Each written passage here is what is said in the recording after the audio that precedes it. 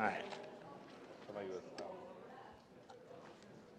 Good morning, everybody. I'd like to call to the zoning hearing to order.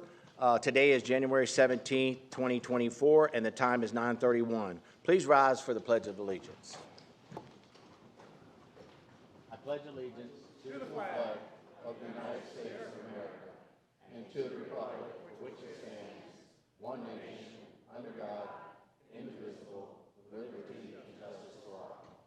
You may be seated. All right. We have 6 items on the agenda today. I'd like to recognize our zoning staff to introduce the first case.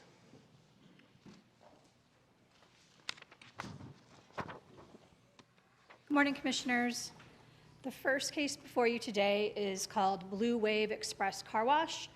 It's case number DCI 2023-00025.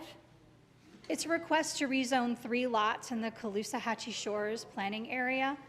The lots are currently zoned industrial IL, agricultural AG2, commercial C2, and commercial plan development CPD. The applicant is wishing to rezone to commercial plan development CPD. The lots are located east of Buckingham Road and Palm Beach Boulevard. It is in the suburban future land use category and in the mixed use overlay. The applicant provided a master concept plan as part of the rezoning with details of the location of the car wash, the 50-foot natural waterway buffer, as well as the preservation area and the dry detention area. The hearing examiner recommended approval. There were no participants of record, and staff and applicant are here if you have any questions. Thank you. At this time, would anybody on the board have any questions for staff?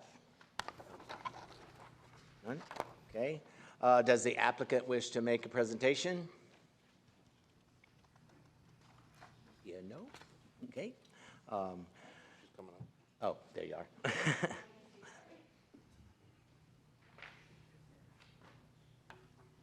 Good morning, Commissioners. I'm Veronica Martin with TDM Consulting, representing the applicant this morning, RAS1 Properties.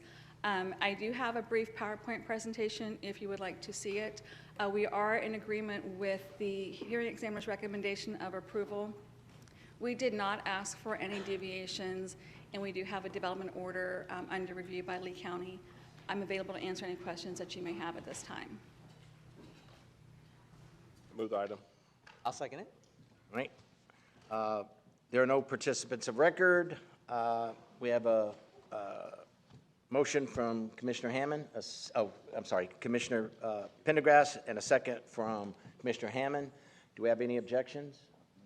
No objections. The motion carries 4-0. Could staff please introduce the second item? Commissioners, good morning. Dirk Damley, Lee County Zoning. The next case before you today is DCI 2318. This is the Page Field Airport. The request is to rezone property from airport operations plan development and light industrial to airport operations plan development. And effectively what they're looking to do is revise the airport boundary by adding 2.5 acres of land that's currently zoned light industrial, and to also remove the boundary, or remove the Brooks Park parking lot from the airport boundary itself. They also would like to update the development schedule, revise the schedule of uses, and then again to update the master concept plan to reflect these changes. There were no participants of record. The hearing examiner did recommend approval with conditions. Staff and the applicant are here with any questions that you have. Okay. Does the board have any questions for staff at this time? Move the item. Second. Okay. We have a motion from Commissioner Pendergrass, a second from Commissioner Hammond. Does the applicant wish to make a presentation?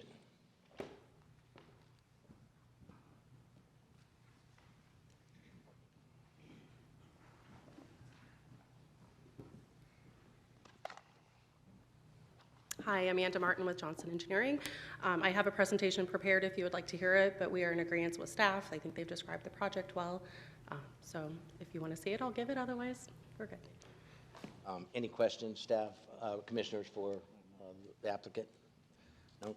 All right, I see no participants of record. We have a motion from Commissioner Pendergrass. We have a second from Commissioner Hammond. Do we have any objections? No objections. Item moves 5-0.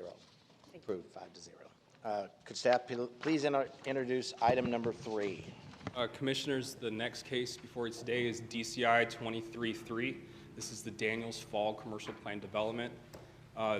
The applicant seeking to amend an existing commercial plan development to add 240 multiple family dwelling units to the existing approved 196,000 square feet of commercial uses and 150 hotel rooms. The maximum height proposed is 75 feet. There was one participant of record. The hearing examiner did recommend approval with conditions. Staff and the applicant are here with any questions that you may have. Thank you. Does commissioners have any questions for staff at this time? I do. Commissioner Pendergrass. I know this happens usually development stages, but that section of Daniels Parkway will be widening in the future from Appaloosa to Tree Line or to I-75, the expansion there. That's going to be that section, or is it going to be improvements contributed by the developer for those improvements along there west of their development because of the traffic issues? I know we can't deny based upon traffic, but as far as improvements based upon those amount of units in an already congested area? My understanding is the impact fees associated with the development order when they come in for development would contribute to those improvements to the roadway infrastructure. I don't believe that there's any other anticipated improvements associated. No expansion of the road itself, because the impact fees go in the district for that area, but would any extra turn lanes or anything for accessibility between the racetrack there and the Powell's Court or anything? My understanding is that will all be reviewed at time of development order. If there's warrants for that type of improvement, a time of development order, they will be required to provide that additional transportation improvement. But at this time, we don't have an answer for that. We don't really know if it's going to be either mixed-use apartments, condos, or just a hotel. It could be 150 hotel rooms, right? So currently, the planned development allows for 196,000 square feet of commercial uses, 150 hotel rooms. The parcel that they're looking to provide multifamily with, I'm going to circle it here, is this parcel here. Everything else is remaining as it is currently on the property. The applicant is specifically seeking that 240 multiple family dwelling units on that parcel. Okay, thank you. Any other questions for staff at this time? None. Does the applicant wish to make a presentation? The applicant is here. We have a PowerPoint. We have the engineer and the planner. If you have additional questions, we'd be happy to answer them. Commissioners, any questions for the applicant at this time? Okay. We have one, there's one participant of record, is Eleanor Antonito. Are you here today? Okay, I do not see her. Does the applicant, okay, at this time, do I have a motion to move the item?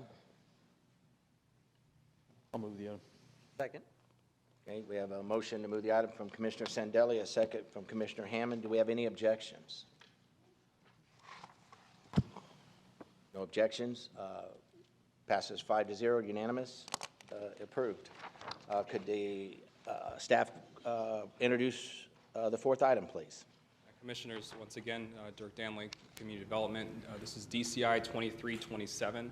The case is past preserve. The applicant seeks to rezone approximately 31.46 acres from residential plan development and agricultural to residential plan development, effectively to add 5 acres to an existing residential plan development. The total development density for the project proposed is 155 single-family units on 31.46 acres. The applicant there were no participants of record, and the hearing examiner did recommend approval with conditions. Staff and the applicant are here with any questions that you may have. At this time, does commissioners have any questions for staff? No questions. Would the applicant like to make a presentation? Neil Montgomery, for the record, no, we wouldn't like to make a presentation unless you have questions. This is the third time you've seen this project, and it's underway. Any further discussion? No? Do I have a motion? I'll move the item. Motion to approve from Commissioner Sandelli. Can I get a second from Commissioner Lorraine? Any objections? No objections. Item moves unanimous, 5-0. Could staff introduce case number 5? Yes, the next case before you is DCI 2311. This is the Southeast Water Reclamation Facility. The request is to rezone approximately 112 acres from agricultural to community facilities plan development to allow for the development of a wastewater treatment plant and advanced water reclamation facility. The hearing examiner did recommend approval with conditions. There were 5 participants of record. Staff and the applicant are here with any questions you may have. Any questions for staff at this time, Commissioners? All right, would the applicant like to make a presentation?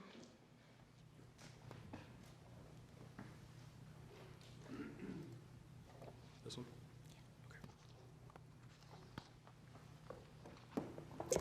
Thank you. Good morning. Alexis Crespo with RVI Planning, representing Lee County Utilities. It's a pleasure to be before you today for the zoning approval for the county's proposed wastewater treatment plant to serve the southeast Lee County area. This facility has been on the books and needed for over 10 years, and so now we're moving forward. You adopted a comprehensive plan amendment for this site not too long ago to bring it into public facilities, and then we're requesting the PD rezone to allow for development of the facility.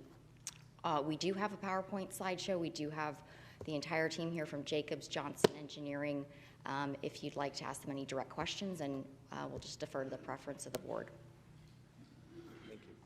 Any questions?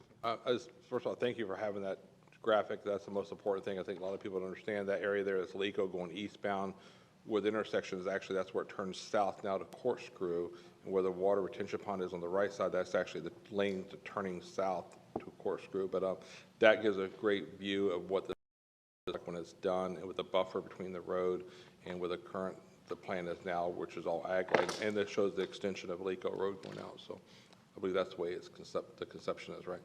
The picture. Correct. This, the project has enhanced buffering along the Lico Road right-of-way to make sure that the view shed will be attractive and then also maintain the rural character of the area. Okay. Any other questions or comments? Do you have like a 5-minute presentation? Sure. you could flip through just to, I do like seeing the renderings there. That's pretty cool. Yes, and we want to be appreciative of your time and the other folks here, but we are, excited to bring this project to you. So the team includes, of course, your Lee County Utilities staff. Jacobs Engineering is the design engineer. Johnson Engineering did all the transportation, environmental, and civil engineering, and Josephine Medina and myself worked on the different applications. As Dirk noted, we're here to rezone the site from Ag 2 to a CFPD, again, to allow for a phased wastewater treatment plant facility that can go up to 10 million gallons per day to serve the anticipated population growth in Southeast Lee County. We have amended the Lee plan so that the entire site is in public facilities, so this CFPD is really implementing the directive of the Lee plan via the zoning. And a big change, and I think the reason there's only 5 speakers here today compared to the many speakers you had when this was previously proposed, is there's no solid waste transfer facility. This was going to be a co-location of solid waste and utilities. We need this entire site for the wastewater treatment plant, as you can see through the images we'll show you. And so that is off the table and is excluded from the schedule of uses, so could not occur.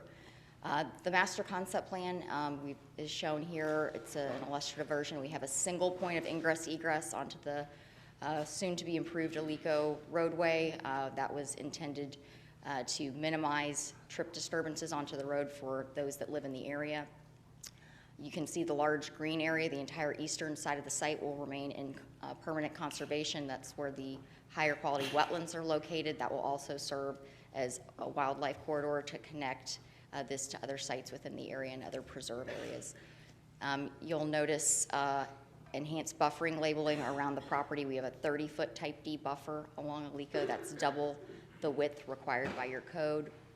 And then along all edges, even where we just interface with Lee County-owned lands, we are proposing security fencing as well as plantings to have a green screen between this site and surrounding 2020 lands. Also of note are the expansive setbacks from Alico Road. We have a 200-foot setback before you'll have any vertical structure. We put the lake area, again, the enhanced buffering, so that as you're traveling along the road on your way home, you will still see trees and you won't be confronted with large utility-type buildings. And this does show the project at build-out with the full 10 million gallon per day facility. Even with full build-out, we far exceed open space requirements as well as preservation requirements of your code. This is an advanced waste water treatment facility. We've got the experts here who can discuss any details you'd like, but this is a higher standard to directly address water quality, particularly in this area of the county, and was carefully designed to minimize any impacts to the surrounding area. Now getting into the pretty pictures, this is phase one. Commissioner Pendergrass noted the buffer along the roadway, the lake placement, and then we just phase in additional tanks over time as the demand increases. This is an illustrative view looking from the Green Meadow Alico Road intersection south of the site, and you can see there that would be the proposed plantings, trees, fencing within approximately 3 years of development, and you can see very minimal views of any structures based on the setbacks and the buffering. Same goes for the future roadway as it's designed at the DeVore Lane intersection. And then this is the view of that median sole entry point, very sensitive key, at the project entrance, and again with enhanced landscaping and setbacks. Laura Herrero is here and has done all the environmental reporting that you'll notice in your packet, and we'll do the permitting on this as well. This was carefully designed to preserve excess native preservation. We incorporated wildlife crossings, wildlife fencing in concert with DOT in order to ensure that the project works well with the surrounding natural habitat. Eric Howard can speak to the DRGR and surface water aspects of this. There will be no impacts to surrounding private wells in the area, either public or private. We did extensive modeling at the request of your Natural Resources Department, really something you do at the development order stage, but we went ahead and did it at the zoning level to ensure that the proposed design, the infrastructure associated with the project will not negatively impact groundwater resources in the area. We also have extensive conditions. We are in complete agreement with staff's conditions and the recommendations in the hearing examiner's report, and that does include water quality monitoring at several stations on the site, just to ensure that the system is functioning the way we say it will, and with oversight from the county through that process. So again, we have your staff and hearing examiner's recommendation of approval.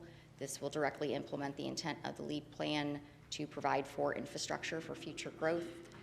We have sensitively designed the site to respond to the surrounding area and the natural resources in Southeast Lee County. And again, this is just a highly demanded facility to accommodate the growth coming to Lee County. And happy to answer any further questions. Any other further questions at this time, commissioners?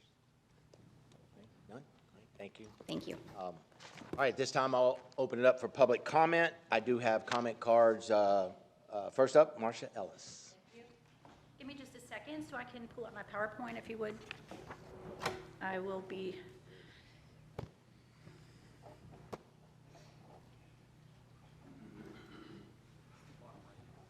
Yep, thank you. And I'm only going to be referring to 2 slides, so if you'll just bear with me for just a second. All right, I'm going to start right here. Marcia Ellis, for the record, thank you for giving me the opportunity to speak about this. I want to start out by first saying that we have some procedural issues that we're very concerned about here. In terms of the fact that this project was remanded in 2019 with very specific recommendations and concerns for the environmental resources that are here. And the terms of that remand have not been fulfilled with the what has transpired since then. Additionally, Additionally, because that case was left open up until September of 2023, the citizens were denied their due process to have conversations with the commissioners in response to this, lest there be an ex parte communication. And then we had the concurrent moving forward with the comprehensive plan amendment and the zoning. So that is really important to mention. So there's been a certain amount of bottlenecking that has occurred with this.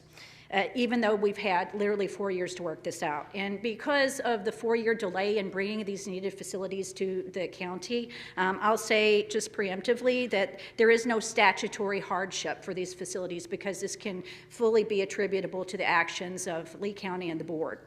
Moving on from there, we can see from this slide all of the liabilities that exist with putting these facilities at this location, including proximity to the airport, because this is not compatible with the airport circular AC 150-5190-4B that restricts wastewater facilities within this close of a proximity to the airport. We have these hardened shorelines that also decrease the ability of facilities like this to protect the water quality, and we have two sloughs. We have the Western Slough and we have the Stewart Cypress Slough that are moving into this facility, as well as two Panther crossings in proximity to these sets. So the hydrogen sulfide that's going to be produced by this facility is more dense than air. So the 5 feet that you're going to build this facility up means that hydrogen sulfide, more dense than air, is going to settle into the existing residents that live directly across the street and the other neighborhoods, residences that are lower than this facility. It's just physics. Let me go on to say that the site is truly a problem. We have the public water wells are directly behind here. Those buffers are already being encroached upon. We also additionally have the many mining lakes. If we get a violation or a spill, the contingency is to notify us within 7 days. That is unacceptable. Putting these facilities in this location, oh, thank you, sir. Your time is up. I want to go ahead and say it. I didn't say it before we started. We have a green light, a yellow light, a red light. You get 3 minutes to speak.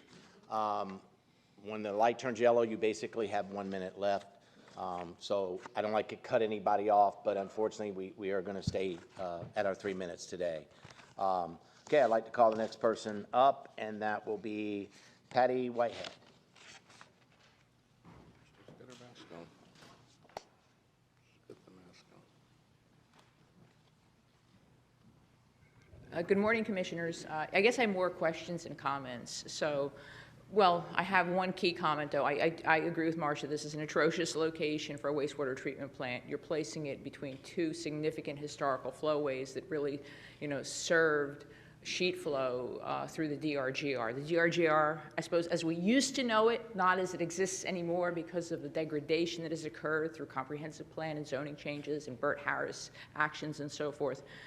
But beyond that, I mean, my question is, okay, this plant is going to produce a lot of biosolids. Where do those biosolids go?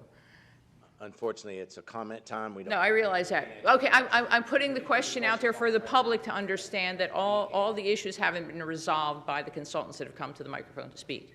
So where do the biosolids go? I know, the elimination of the trash transfer station was sort of done to placate the surrounding property owners in the sense that, there wouldn't be major traffic impacts from trucks coming and going, but the biosolids have to be removed in some fashion. How does that occur? It's just unfortunate that this plant wasn't placed closer to the developments that it's ultimately going to serve, which is the developments along Corkscrew Road, right, done by a certain developer.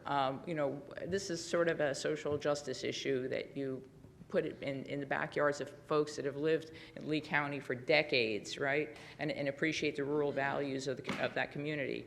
I just feel that some better thought process could have gone into this, but I don't know how many remaining regulatory agencies have to look at this. I hope that they will, pay greater scrutiny, and that concludes my comments. Thank you. All right, next person is Peter Spahn, right?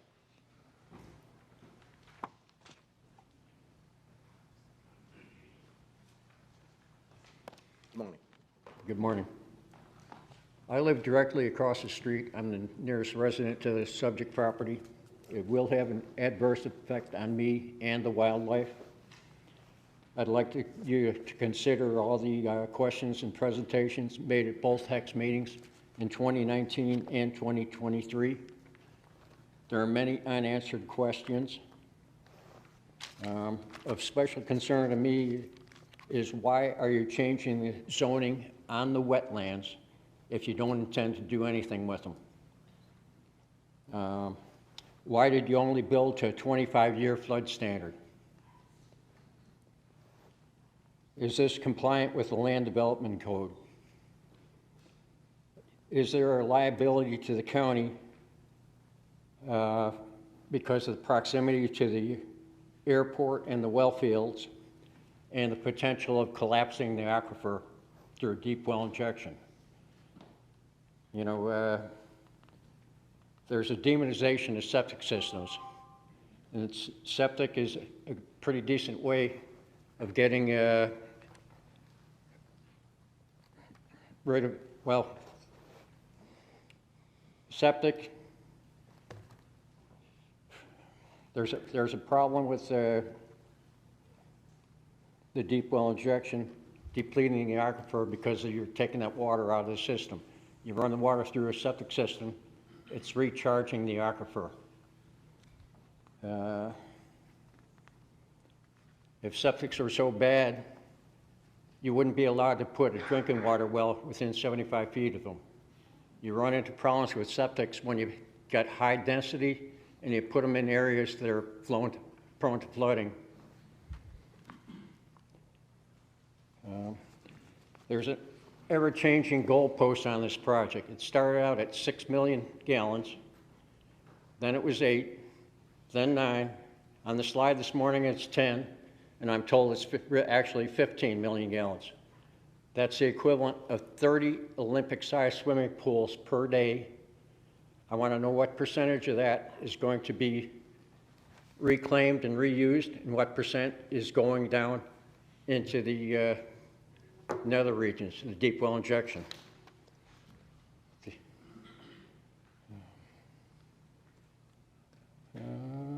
What is the capacity?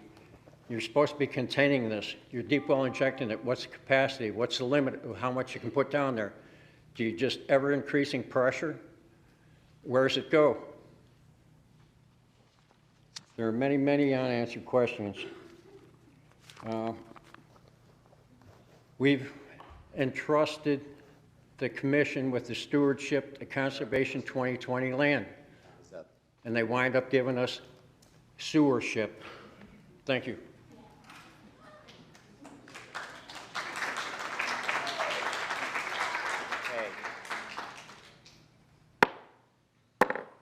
We expect a certain quorum. We don't clap, we don't cheer, we don't hiss. We're going to do that all. We're just not going to do it today. So I expect you to respect the speaker. It makes people uncomfortable if they come up, if you make comments about it. So we would expect you wouldn't do that today. So we appreciate it if you would follow. Okay, next person up will be W. Lambert.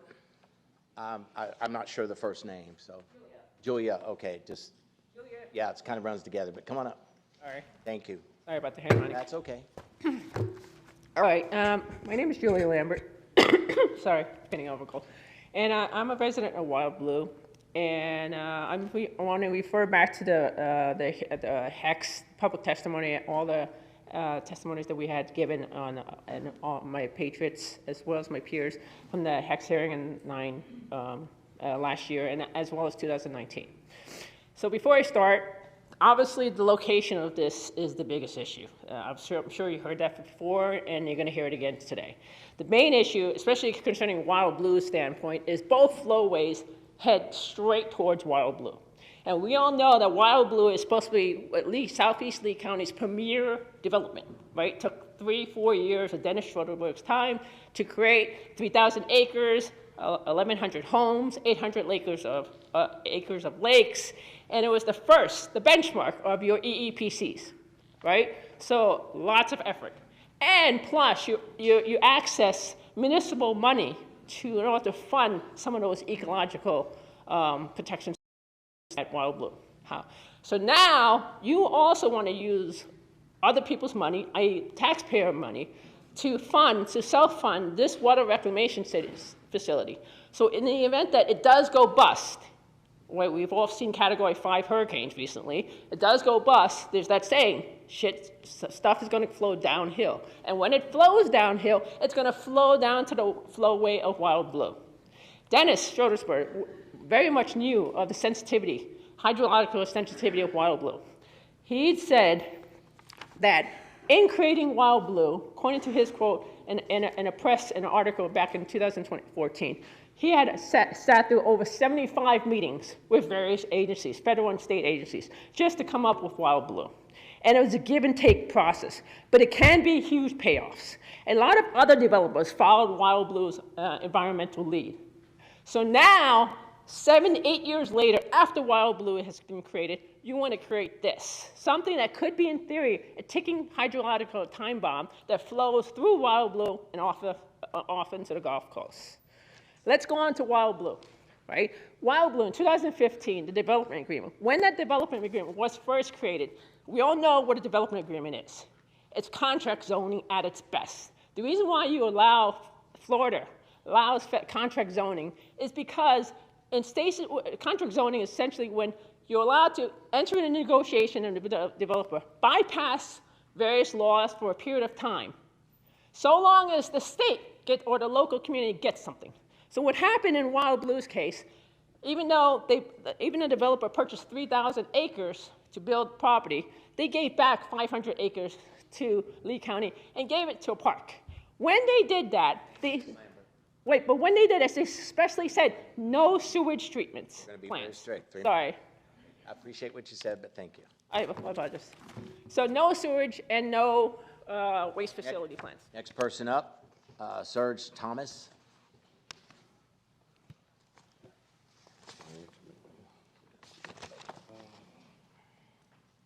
Good morning. My name is Serge Thomas. I'm with the water school. I also live next to the area that's going to have that wonderful facility, right?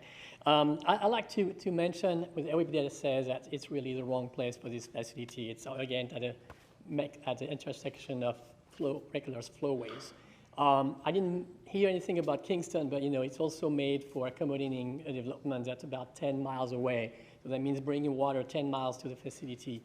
When we look at the size of the facility, I think there is room for expansion, meaning that we are going to put a facility in the middle of the DRGR with future expansion. It's not really the problem with the facility itself, it's the infrastructure and the expansions that are going to happen. I think it's like signing a death arrest to the DRGR to put it there. With the process, and the injustice here that you're putting in a low-density region, something that will actually attract high-density people. We're going to have a lot more people there. Also, I'd like to mention the fact that the process is a bit flawed, because if you remember, in 2019, the project was presented, and it was not accepted, meaning that, luckily, because we have people here who actually care about the process being done the right way and the facility being done the right way, it would have gone through in 2019 if we didn't actually object to it, and that would have been a big problem because there were many flaws with that project at the time. Fundamentally, also the deep well injection is a problem to me because you are basically taking surface water and you're putting it deep, and it's supposed to be there forever. So you're creating also a problem with the balanced budget with the groundwater, between the surface groundwater aquifer and the deep water aquifer. So for all those reasons, I really think it's a bad idea to have it here. I think the process also is kind of flawed, and the size of the facility, showing that it will expand, will bring more people, and that's really what the problem is here, is not only the facility itself, but the infrastructure that will bring more people into the area and that will eventually continue to damage the DRGR. Thank you for listening. Thank you. Any further comments? Yeah. All right. We will close public comment. Any commissioner want to make a motion? Any discussion? I move the item based upon the direction of the board of the last 4 years, the needs for the community. Be happy to make the motion to approve. I'll second. Okay, we have a motion to approve from Commissioner Pendergrass. We have a second from Commissioner Sendelli. Any objections? Seeing none, motion passes 5-0, unanimous. Okay? All right. Wow, goodness. All right.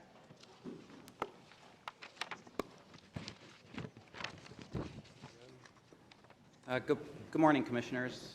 My name is Brandon Dunn with the Planning Section for Brandon, I'd like to pause just for 1 second. Let those folks, let some of the people move out. Thank you.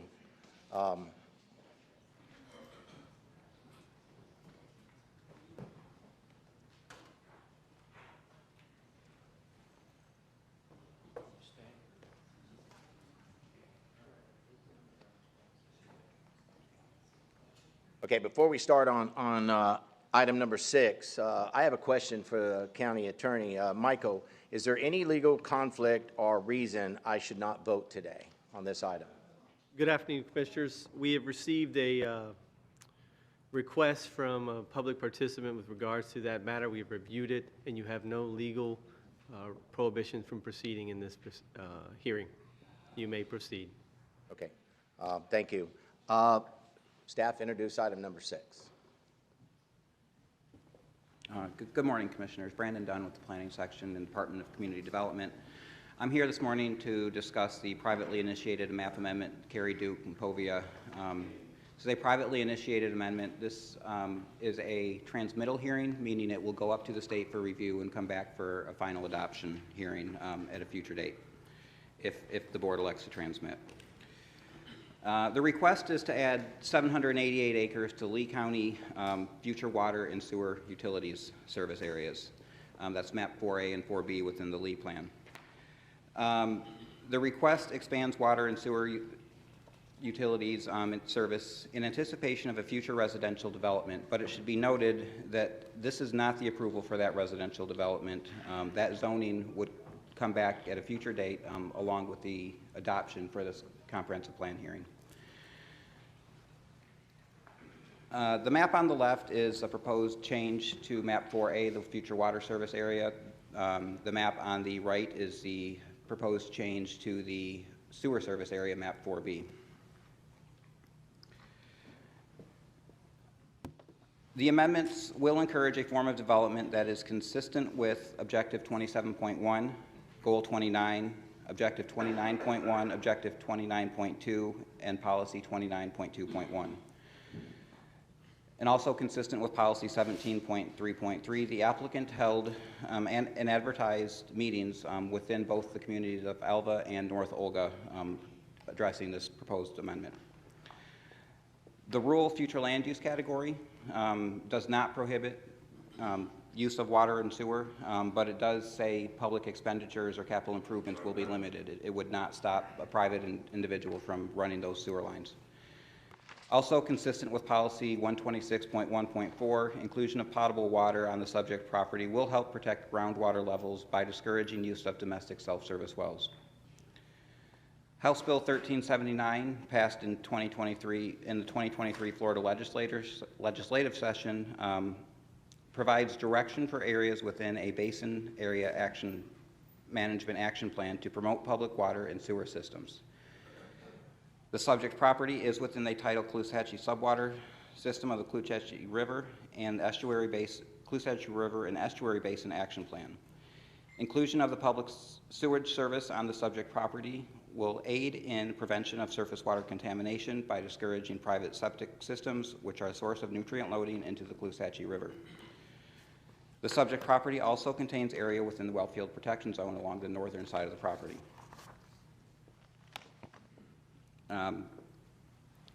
Just a brief comparison, I just wanted to put this up here, although, as I previously said, this hearing is not to decide the concurrent rezoning on the property, but consideration of the development pattern in consideration is important. The request is associated with a concurrent rezoning that utilizes policy 123.2.17. This policy allows an increase in density along with requirements to provide significant indigenous preserve, connection to appropriate infrastructure, and incentives to restore historic flowway patterns. This is an existing provision in the LEAP plan that has been utilized by 2 other plan developments in the area. Following review, staff concluded that the amendment is consistent with the LEAP plan, including the community plans, and promotes compliance with state statutes. Level of public service will be further evaluated and conditioned during future zoning action. Potential density increases through policy 123.2.17 could allow up to a 0.4 density increase. So we're not talking a large increase, but there is a chance for an increase in density. LCU has potable water and sanitary sewer capacity to serve the subject property. The amendment will help prevent the use of septic systems and domestic wells within a basin management action plan area and well field protection zone. Staff recommends that the Board of County Commissioners transmit the proposed amendments as shown in Attachment 1. The LPA made a motion to transmit the proposed amendments. That motion failed by a vote of 3-2. And staff continues to recommend approval. And the applicant is here with the presentation as well. Thank you. Board have questions at this time for staff? Any questions? Yes, Commissioner Ryan. Staff's making a recommendation. How did you reconcile that with the LPA saying no? Staff had provided the recommendation prior to the LPA hearing, so it was, we already had that recommendation. In large part, the recommendation has to do with water quality of the Caloosahatchee, allowing for sanitary sewer to be used there instead of the well field, the septics and the wells.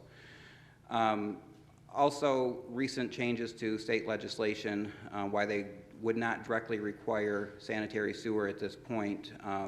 There are portions of that legislation that require us to identify and map any lots less than 1 acre that are within a basin management action plan area and have a plan to provide for water and sewer at a future point. So one of staff's large concerns is even if this were to go at, go forward with the agricultural, the AG2 subdivision, AG2 allows for lots of 39,500 square feet, which is slightly less than 1 acre.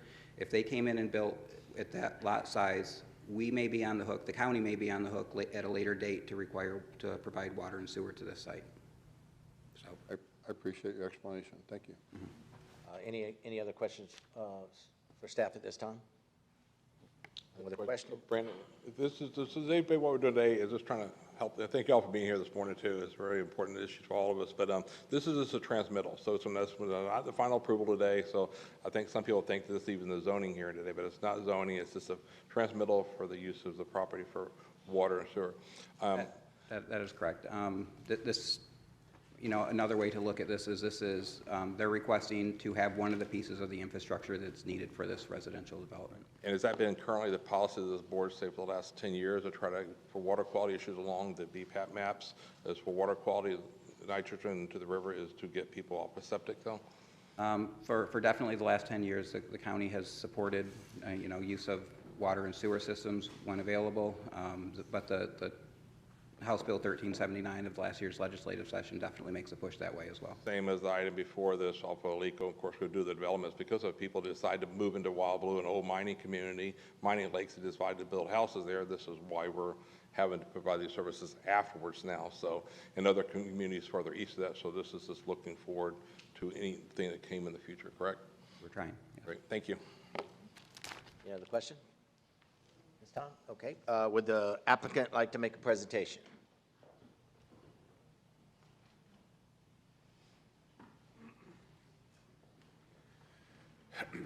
We would, Mr. Chairman. My name is Pat Neal, and I'm the principal of Neal Communities, which is the applicant. We are the state's oldest major private developer and probably the second largest. We've built about 21,000 homes, mostly in Sarasota-Bradenton. We've made a new commitment to Lee County, and we will demonstrate that today with the 10 people we brought Steve Hartzell will make our presentation, as well as Neil Montgomery and Alexis Crespo. I ask you to remember just 3 things. Under the BMAT standards, our state has made a mandate that we have to clean the Caloosahatchee and the lakes in the Inter-River Lagoon, and this is a step in that right direction. 2, there's no doubt that if we don't get this comprehensive plan amendment, we will go ahead with the construction of homes on a septic system, because that's the law in Lee County. 3rd, we'll be making a $10.9 million public investment, which you won't have to make even under the BMAT system. Finally, the reason that you invested $350 million for your new AWT system was to clean up the Caloosahatchee. And of course, your system will be 92%, or produce 92% more BOD and biodegradable oxygen demand and suspended solids and nitrogen and phosphate than septic tanks. So this isn't a land use decision, except having to do with the Caloosahatchee River and whether it's going to have treated wastewater in that area of Lee County or septic tanks. That's the sole issue before you today. We plan to demonstrate that we're complying with the Lee Plan and the BMAT standards and trying to improve the future for Southwest Florida. I think Steve Hartzell will follow me. Thank you. Thanks, Mr. Chairman. Good morning. I'm Steve Hartzell with Pavis Law Firm. I'm here on behalf of Neal Communities, and I will be pulling up that presentation.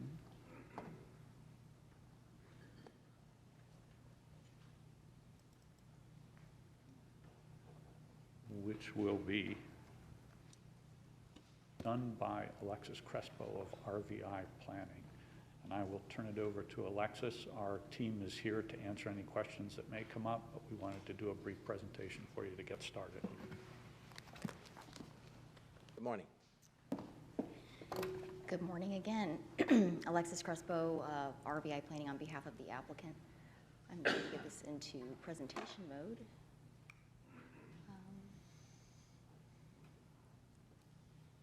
I don't know if staff can help me with the, okay, will not do it. The arrow, okay, I apologize. A little clunky start there. All right, good morning. Here on behalf of Neal Communities, we do have a brief presentation. There's obviously a lot of folks here interested. As Mr. Neal said very well, today we're here to discuss changes that will be transmitted to your state for further review, and then come back to you at a subsequent hearing, along with the residential plan development rezoning that we are processing through your staff at current time. So this is the first of several hearings that will occur on this project. The sole request before you is to consider adding the property to your water and sewer service area maps. The site is within the rural future land use category, which limits density to 1 unit per acre. In this specific part of the county, you can get a very minor bonus density through additional preservation, but it's a fairly nominal increase in density. It does not go above, it really depends on the preservation you have, but it doesn't allow for urban levels of density by any means. So this area will stay in that rural future land use category, which I think is very important to the area. You don't want the domino effect of land use changes that would spark further growth. This slide, it was in staff's presentation. The site is just under 800 acres in size. It's south of North River Road. It's currently zoned agricultural. It abuts the Owl Creek project, which is shown in blue to the west. That is approved for 380 units, also in the rural future land use category, and with an initial 0.3 unit per acre density bump through additional preservation of rare and unique habitat. So we do have that development bookending us to the west. To our south are large lots along Duke Highway. To the north, there are lands owned by Babcock, which will be in permanent conservation per their approved zoning. That's all slated for part of their 50% indigenous requirement. And then the Armida family owns approximately a section of land to the north of the property as well. We call this the Carrie Duke Povia property because that is the name of the current owners. Mary Povia is here today, as well as Judge Carey and his wife and relatives. These families have been stewards of this land for over a century. I don't think anyone would argue with that in this room, that they've been good caretakers of the natural resources on the site. This site is simply not viable for agriculture due to the changes in that market and due to the size of the property and the growth pressures in this area. So it will convert, and the question at hand is, will it convert to clustered, environmentally responsible development, or is the preference 788 one-acre lots across the property with septic tanks? I've outlined those surrounding properties and the kind of transitioning nature of the area. This is our future land use map. You can see the light blue to the north of us is the legs of Babcock Ranch, again, permanently preserved. Further north, you have Bob Janes Preserve, which will be permanently under conservation, and then DRGR lands owned by the Armitas. Everything south of North River Road is rural and will stay rural upon completion of the project. We would request that the blue or water service area be extended to include the site. We do have a letter of availability from Lee County Utilities related to that. And then similarly, would we, and probably most importantly in terms of environmental impacts, bring the site into the sanitary sewer service area, which exists to the south of the river. Owl Creek is required to connect to centralized sewer. It happens to not be on this map. The intent back when that was done was to connect to FGUA, and that's still being worked out, but absolutely the project to the immediate west that is owned by Neal Communities will connect to sanitary sewer and cannot have septic tank, despite the look of the map. We don't want to get in too much of the weeds of the zoning because you will see the full presentation on that, but we know there's significant concern about the rural character and compatibility. That was really the crux of the LPA hearing. For if you watched that and heard some of the testimony, the concern was just the generalized development. So we did want to give you, I'll call it a sneak peek of the zoning approval, where we have clustered any development areas within impacted portions of the site. This will have 60% open space. It will have 331 acres of rare and unique habitat, much of which is being restored in old pasture land. So, and you can see the creek there that flows through the property is well preserved and not proposed for impact. We actually removed crossings across that creek to, again, ensure good habitat corridors as well as environmental protection. And it's always hard to tell from site plans the scale of these setbacks, but you'll notice that the property, all the edges are green in the permanent conservation easements that the code requires for these properties and these developments. On the east side of the site where we look towards North River Road, that's 800 feet of setback between any development and the roadway. As you go to the north, it ranges between 50 and 100 feet, and the first interface with development will be lakes. So we very carefully sited the development areas so that the views will remain of indigenous vegetation as you travel along the surrounding public roadways. This comprehensive plan amendment, in my expert planning opinion, is entirely consistent with your Lee plan. The Lee plan directs for natural resource protection. It requires developers to pay their fair share cost of such expansions in areas where it does not exist, and you've heard the applicant will fully fund these improvements. This will also provide for fire hydrant locations to be provided in the area and impact fees to be paid by Neal Communities. I do want to note this does not require current homeowners in this area. They do not have to connect to these services once they're extended by Neal Communities. That is not a requirement by Lee County Utilities, and so that will not be a burden of people that currently live in the area once these expansions occur. An important item to note that Brandon touched on in his presentation is the importance of well field protection. This slide depicts the county's intended wells for public water sourcing for the area, and therefore having 788 private wells would certainly negatively impact those long-term plans, and centralized potable water services is a much better solution with these intended well field protection areas. I noted the fire hydrants that can be extended to the area. Again, the homes don't have to connect to the water and sewer, but through extension of these lines, Neal Communities has committed to providing fire hydrants along key locations where they do not currently exist, which should significantly positively impact the fire protection areas, as this area is currently fairly distant from existing fire facilities. Babcock Ranch is proposing a new fire station and has conveyed that land to the county on 31 near the site, but that will be a few years before that's developed.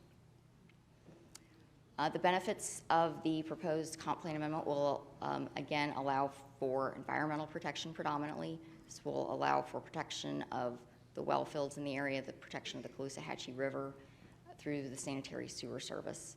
It will also allow for a cluster development program, allowing us to locate the lots internal to the community, have expansive buffers, save 60% of the site is open space, as Brandon well noted in his slide.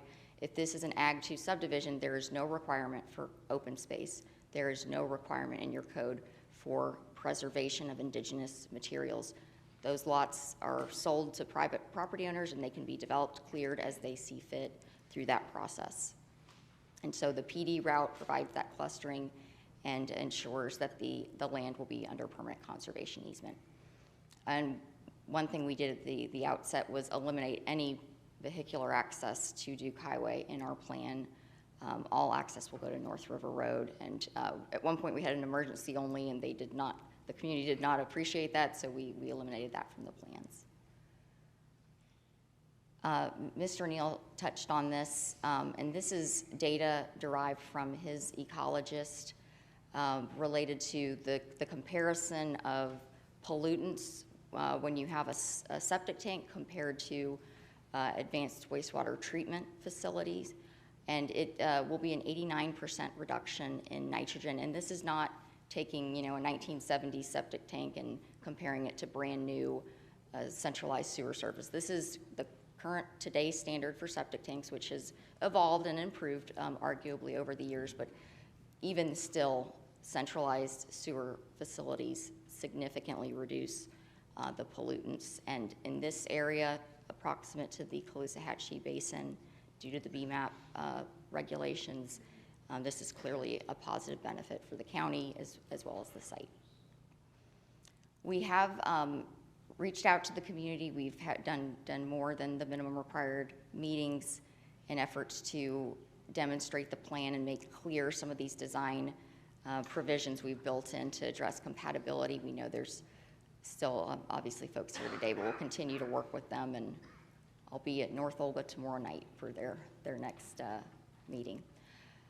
So to conclude, we are not converting this out of rural. This will remain a low-density project entirely consistent with your LEAP plan provisions for rural lands in this area. We would respectfully request to bring back to you the RPD zoning approval to show you all the detailed merits of the plan. But in the meantime, this allowance to connect to your central water and sewer services will protect natural resources and will allow for a clustered rural development that is compatible with the area. And we have all of our experts here if you have any specific questions or we can address in rebuttal. Okay, thank you. Board, at this time, do we have any questions for the applicant? Who would be the environmental person? Our environmental consultant. Our environmental consultant, Pastorella and Associates. Would you mind coming up? And then one question for you, ma'am. You mentioned minor density enhancements. Can you define minor? Minor is a 0.4 increase in density, so rural allows 1 unit per acre. The RPD that we will bring to you is 1.4 units per acre, so below. What would be the total additional units? Approximately 400. Okay, thank you. Thank you.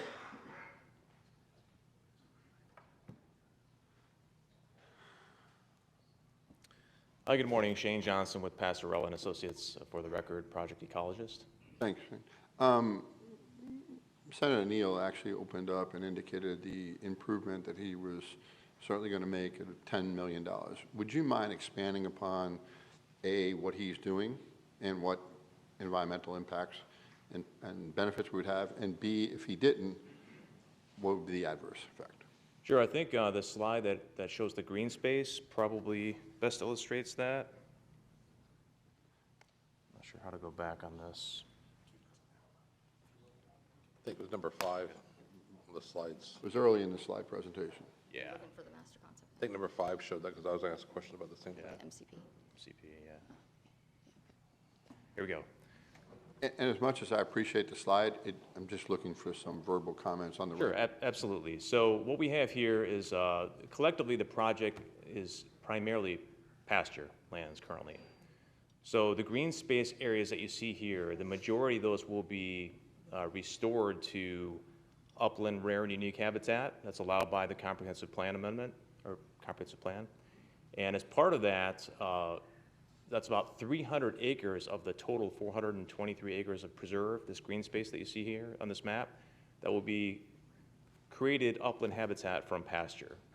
So there's huge benefits environmentally from native vegetation increases, wildlife habitat and corridors, plus the buffering of Trout Creek, which is arguably one of the more sensitive features on the project. Trout Creek runs through the property right here at where my cursor is shown.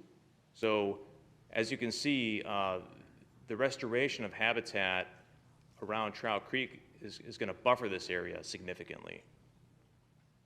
So I don't know if that answers your question. Or And if you could expand upon the figure that Senator Neal indicated about his investment, $10-some million. Well, I can tell you that the restoration alone of 300 plus acres of pasture lands to indigenous vegetation is very costly.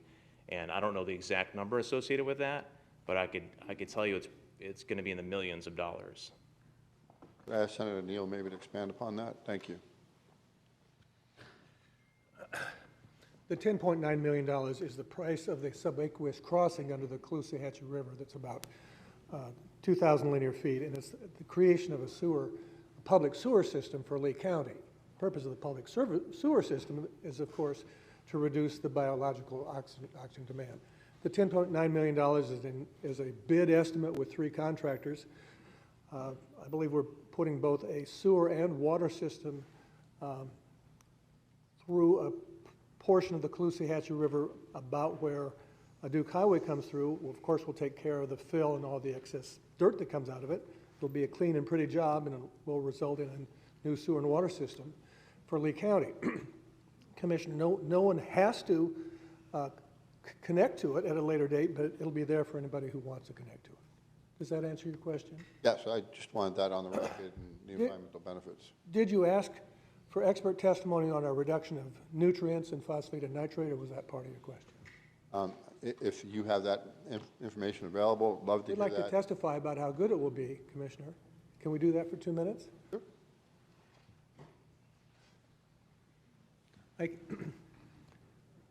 He'll introduce himself and tell you his credentials. Okay. Thank you. Good morning, Commission. This is Kirk Martin with Water Science Associates, hydrogeologist in Lee County for the past 40 years or so. One of the questions that I think we thought was being asked was about the amount of nutrient reduction. And I think the term was used, environmental consultant. I think there was actually a utility consultant that provided those numbers.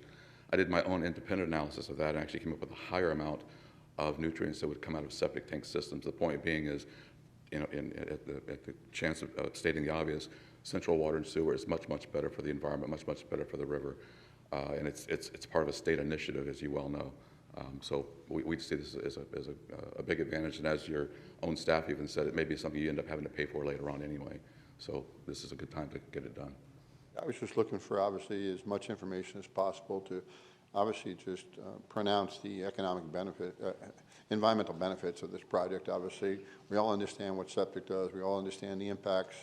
As someone that certainly has worked on water quality for the last 18 years, I understand the difference between sewer and septic. So thank you. Just wanted it for the record. Thank you so much. Any other questions, staff? Commissioner?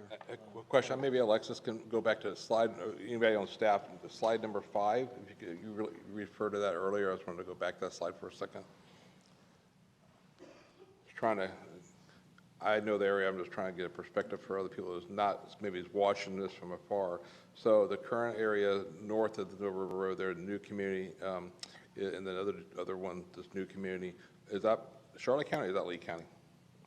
The blue is Babcock Ranch within Lee So County. that's being developed now. So that's one for compatibility. I was looking to see on the north side there, that is all being developed there. And obviously we have the DRGR and the conservation and uplands. I just wanted to see that again to show where that blue area is already touching on the north side. Okay, thank you. Thank you. Any other comments or questions this time? Okay. I'm going to open up for public comment. First, I'll make a statement. As I call you up, you will get 3 minutes. Like I said, I don't like cutting anybody off. Please, when you see the yellow light, try to start winding down. Also, if anyone would like to stand up and state their name and say if you are opposed or for, you can do that as well instead of coming up and speaking. We have a lot of people going to make comments today. You're all welcome to come up, but if anybody wants to do that, that doesn't want to come, you're more than welcome to do that as well. Make sure you state your name and so we can get it on the record. All right? So at this time, I will call the first person up, and that will be William Redfern.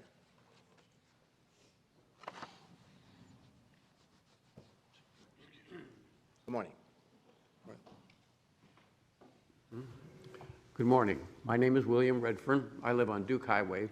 I've lived there for almost 45 years. That's not too old by the standards of many of the neighbors that are here today. They've lived there for years and years and years. I asked to be the first speaker today for the mere reason that my wife broke her ankle Monday, broke 3 bones, and dislocated it badly, and I got to get back to work with her. That's why I'm walking out afterwards.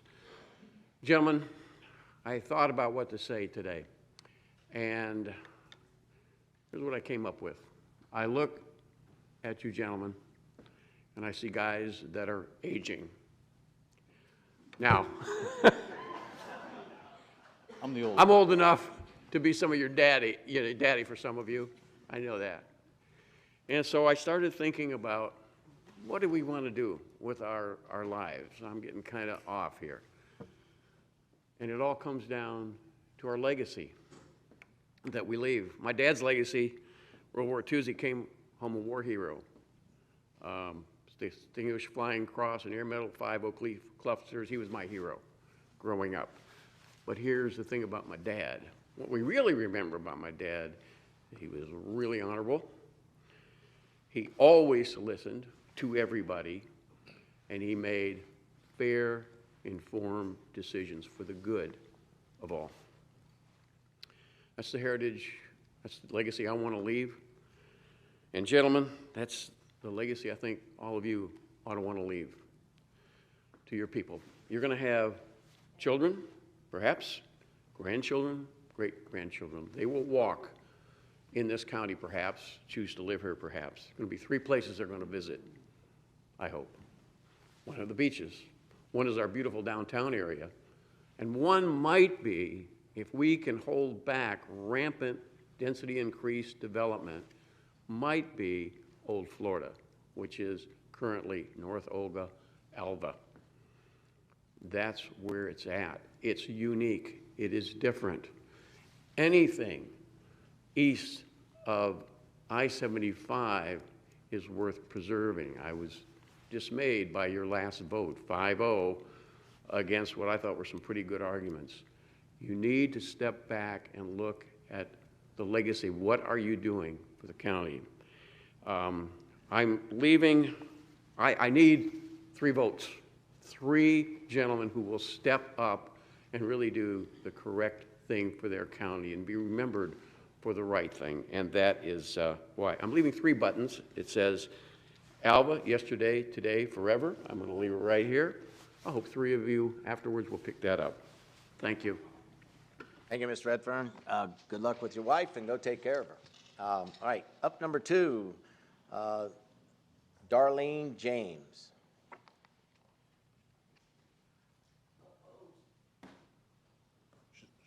Said opposed. Opposed. Okay, all right, thank you. When you do stand up, please state your name for record as well, please. Yeah, that's okay, that's okay. It'll take a little getting used to, I'm sure, today. Okay, Joanne Farrell. If I mispronounce that, I apologize. You can correct me when you get up here.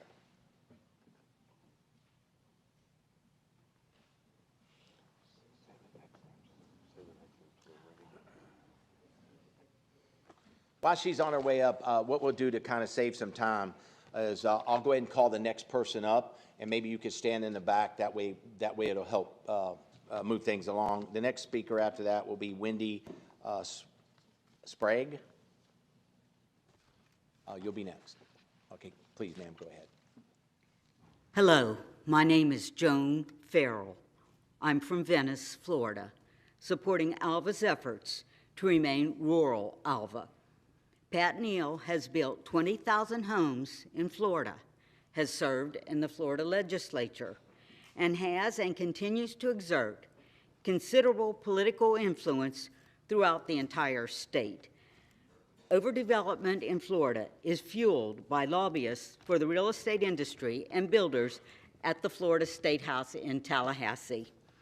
These lobbyists passed pro-developer legislation limiting cities and municipalities from stopping development in their communities. Other proposed legislation would curtail home rule so severely that localities could no longer defend themselves against harmful or ill-advised state mandates. The fact that 50% of the Florida legislature has ties to the real estate industry or builders exacerbates the power imbalance localities face. In July of 2023, against the advice of the Venice Planning Commission, Venice City Council approved an amendment to the Milano Planned Unit Development to designate a 10.42-acre wetland as a commercial parcel for the benefit of Pat Neal doing business as Border and Jacaranda Holdings. In August, a month later, the North Venice Neighborhood Alliance appealed this decision in court. The court will decide if the Venice City Council did or did not violate Venice land development regulations in approving the rezoning of the 10.42 acres of platted open space wetlands for a Publix shopping center at Jacaranda and Laurel Roads. It is part of the Pat Neal playbook to seek zoning changes, annexations, land development regulation changes, and comprehensive plan changes. In Venice, these efforts have pitted neighbor against neighbor, fomented a culture of fear, cost thousands of dollars in unnecessary legal fees, and put a community's future in limbo. A final thought, a digression. A professional civil engineer explained to me, and this might be common knowledge to others, that a safe above-ground septic system called a Wisconsin mound was developed at the University of Wisconsin in the 1970s, over 50 years ago. And I did look it up, and locally, Martin Septic Services, a family company in Northport, offers these systems so that there are safe septic systems. But to wrap up, hopefully Alva will reject this unwanted development and assert the Lee County Comprehensive Plan of one unit. Thank you. Next speaker. For the highest and best good. Thank you. Wendy? Okay, next up after that will be Jennifer Edish. If I'm mispronouncing any of your names, please correct it when it comes up. Good morning. My name is Wendy Sprague. I'm a resident of Alva, and I'm horrified to see things happening to the community that I love so dearly. To me, the installation of a septic and water system, while it may look environmentally safe and better than individual septic systems, it just opens the door to rampant, uncontrolled development, which is not why we moved to our area, why we live here. We love the rural character. We understand that development will happen, but if it can be controlled, if it can be managed so it's acceptable to all the community, then we would welcome these folks into our community instead of beating them away from us.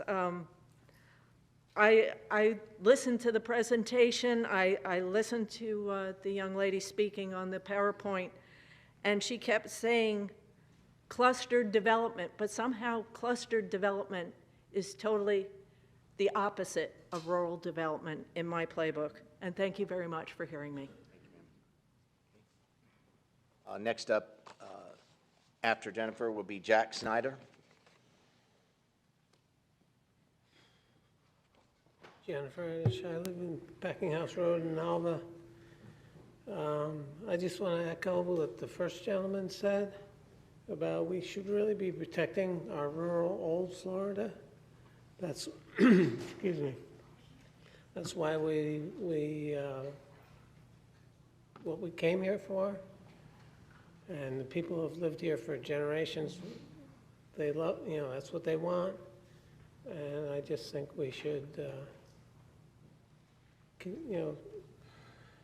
not have such huge developments. And why people want to live in these tight little clusters is beyond me.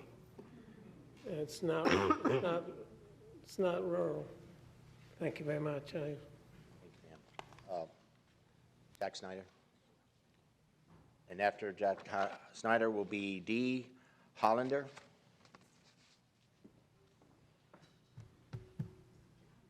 Good morning. My name is Jack Snyder. I'm a resident of Alva, born and raised there. I'm here to speak out against this approval.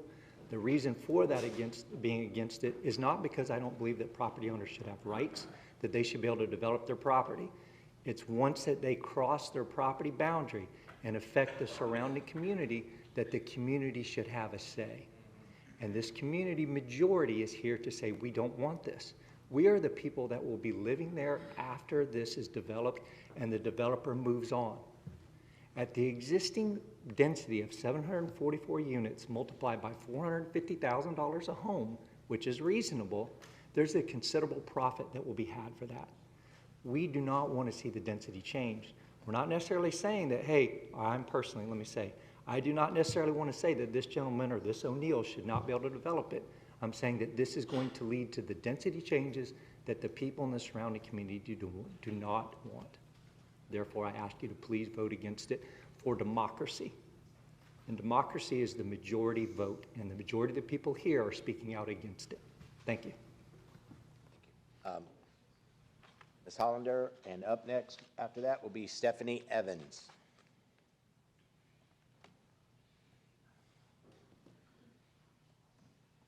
I'm just a small landowner, but I moved to Alva to be in the country. And my concern is with all these houses that Babcock, with the big apartment buildings, all these buildings, where is all this water coming from?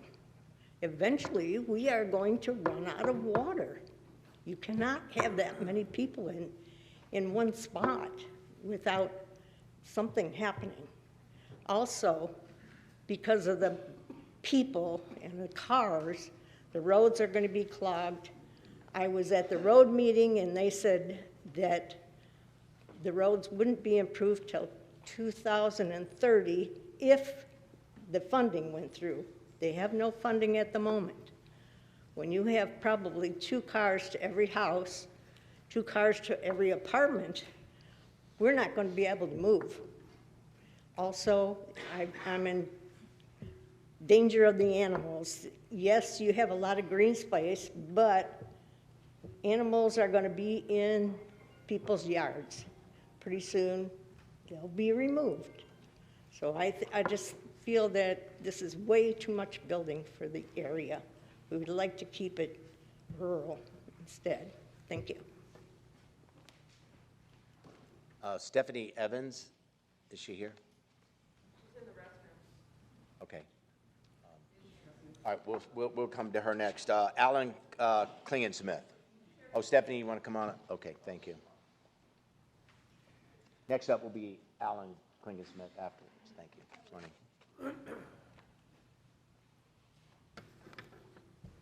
So, my name is Stephanie Evans. I live in Alva. My husband Trevor and I bought our property in 2010. One of the reasons why we came here is because we also have a property up in northern Vermont that has the same population density that we had here in Alva.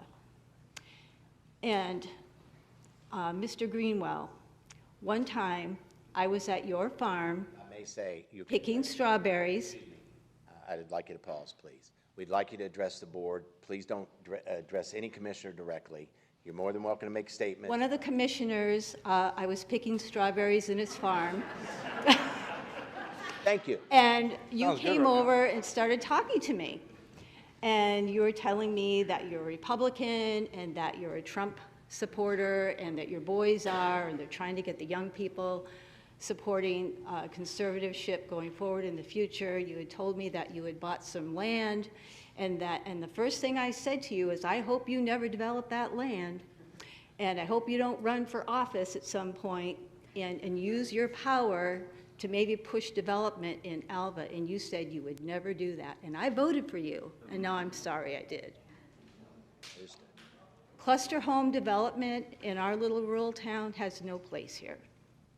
And if anybody thinks they can manage water correctly and sewer and septic, it's not going to happen. Things are going to break down. Catastrophes are going to happen. Well systems and septic systems work. And they work in Alva. They will work in the future. And I just look at the infrastructure that we have there on North River Road, and let me tell you, when I come off of 75, I almost said 95, when I come off of 75 and I turn onto 78 to go to my house in Traverse Drive, I just take a deep breath and I'm back in the country again. I look at the cows, and it gives me peace and happiness. Yesterday, I have an appointment early in the morning in Fort Myers. And I sit there at that traffic light with that Babcock Ranch development going on, and I sat there for a good 7 minutes. And it now takes 20 minutes for me to get from my house to 75 to start heading south into Fort Myers. And I'm just very disappointed in you people up here, you elected officials that are supposed to be representing the people are not representing the people anymore. And we don't have the infrastructure to support any of this. Like, what's going to happen to us? Like, when I now have an appointment in Fort Myers, I'm going to have to go down through the old town of Alva, come around on 80, and whip around and go, I think it takes me 6 miles to get to the post office. Thank you, ma'am. Then I got to go past the post office and keep on going. Time is up. Thank you. Up next will be Alan Klingensmith.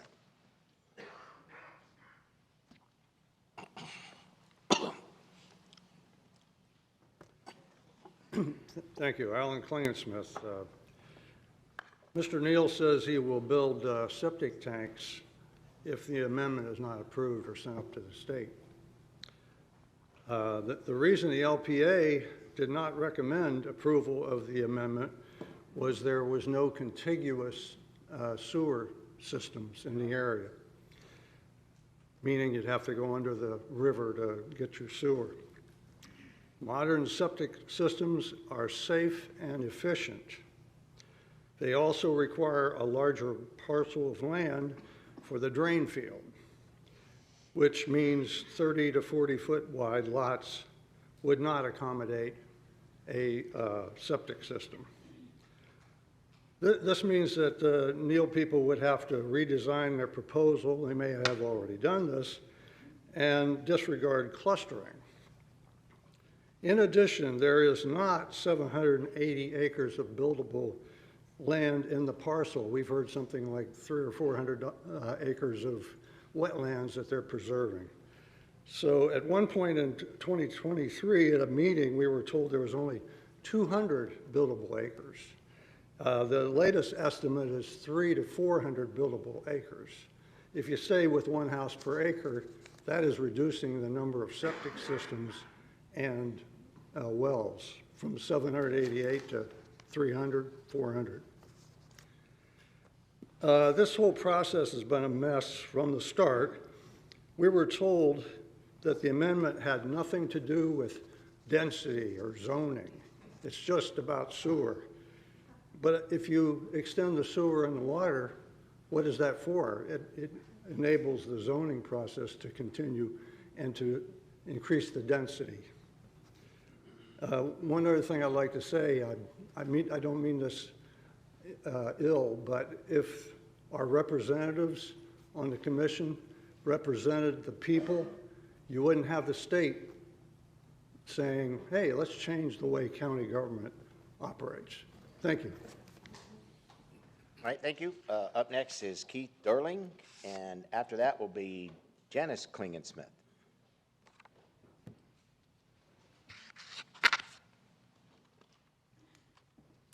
Hello, my name's Keith Durling. I live at 14280 Duke Highway. I've owned property on Duke since 1989, so we've been out there for a while. Looks like we have an us and them thing going on here, and of course the us is the people of Alva. And what do we want? We just want what we've always had. We want a rural environment, rural character, rural lifestyle. Same thing the county's planned for all these years. I think that's pretty reasonable. I don't think anybody would say that that's not. So the them, who are they? Neil and a handful of other people, property owners, that want to build homes in Alva. Well, we don't have a problem with that. Follow the existing regulations, have at it. Well, the problem comes in because Neil says, well, that's not going to work for us. Our building model does not follow 1 home per acre. Well, that's his problem. That's not our problem. Go somewhere else. You don't have to build here. So instead of that, what's he going to do? He's going to push city water, city sewer down our throats because he knows once he gets that in there, changes the zoning to 1.4 homes per acre, puts in 1,100 homes, and there you go. Now all of a sudden we have a cluster community, city water, city sewer in Alva, and these things are going to pop up everywhere. We all know that's what's going to happen. And we all know that does not fit the rural environment. It's very clear. So why is he doing this? He's doing it for money. Don't listen to this environmental BS. It's all about money. Everything else. If he could build 2,000 homes there, by God, he would do it. Excuse me, ma'am, please. Let him speak without interrupting or making comments. Thank you. Please go ahead. Thank you. I'll make sure we start your time back, so go ahead. So the thing that we have going for us is the Planning Commission met with us and agreed that this shouldn't happen. It's not rural. The other thing we have going for us is our county commissioners. You guys look after the best interests of the county and also the people that live in the county. So we're confident you guys are going to do the right thing and vote this amendment down. It's Neil, I read the other day that Neil's saying, well, with or without this amendment, we're building. Well, then go ahead and build. You know what? Maybe do us a solid, do the community a solid. Think about somebody else other than yourselves. Let's think about making a lot of money. Go ahead and build. How about making 1 home per 5 acres? If we're worried about the environment, how about 1 home per 10 acres? What's wrong with that? No, let's put as many homes out there as we possibly can so we can make as much money as we possibly can. So please don't let Neil's vision of this cluster community turn into our reality of a cluster, you know what. Do the right things, guys, and vote against this. Thank you. Thank you. Janice Klingensmith. Next up will be Patricia Heenan Bronyak. Was I close? Thank you, ma'am. Good morning. I'm Janice Klingensmith. I live in Alva, and I've considered it Alva for all 33 years that I've lived out there. I have lived in Lee County for 41 years, and I'm 6th generation Floridian. When my children were growing up, they enjoyed going down Bayshore Road, and when we went under 75, there were no more stoplights. It was great. When we got out to the corner by the Civic Center, we just turned, and there wasn't traffic. And then we turned on North River Road, you know, because you lived out there during that time, too. It was wonderful. It was great. And when you went by Owl Creek, you guys talk about Owl Creek, you put the windows down so you could smell the orange blossoms. I'm talking about a really wonderful time. Well, until just a few years ago, we still had a good time out there on North River Road because there were signs that said, you can't take a big truck down this road. You couldn't take the dump trucks down North River Road. We didn't have exhaust, we didn't have the fumes, we didn't have all of the crap that comes with the building that's taking place, and it wasn't a bypass for the people off 80 to get their dump trucks further out east on 80. Now they just bombard us and tear our roads up. I would like to say that the people that are making it pretty still are still those big landowners. They have beautiful property, and we enjoy looking at their beautiful property. And I know that one thing that we're not talking about here when we talk about all the years, 100 years somebody's had that property, let's not forget the tax breaks those people had during those 100 years. Agriculture is a wonderful tax break, and if you are doing business on your property that's ag, or if you have horses, or if you have cows, or if you're growing food, I say great, have your ag, and you should get that break. But we're talking about something different now. We're talking about changing it. I would like to say that we were surprised when people came by our house years ago and said, "Do you want to be part of Olga? You are part of Olga." And we said, "No, we don't want to be part of Olga." We didn't want to be part of that. But we didn't know that was the beginning of the North Olga group that would be making decisions for our whole area of Olga, and that we would have no say. And even now when that board meets, we have no say. We have no one who protects our rights. Oh, I wish you wouldn't yawn. It makes me sad when you yawn while I talk. Commissioners, please remember that Mr. Greenwell is supposed to represent those you hear here today. Is that even possible with his real estate investments and his construction business? How can you really expect a man to vote against his wallet and the legacy he wants?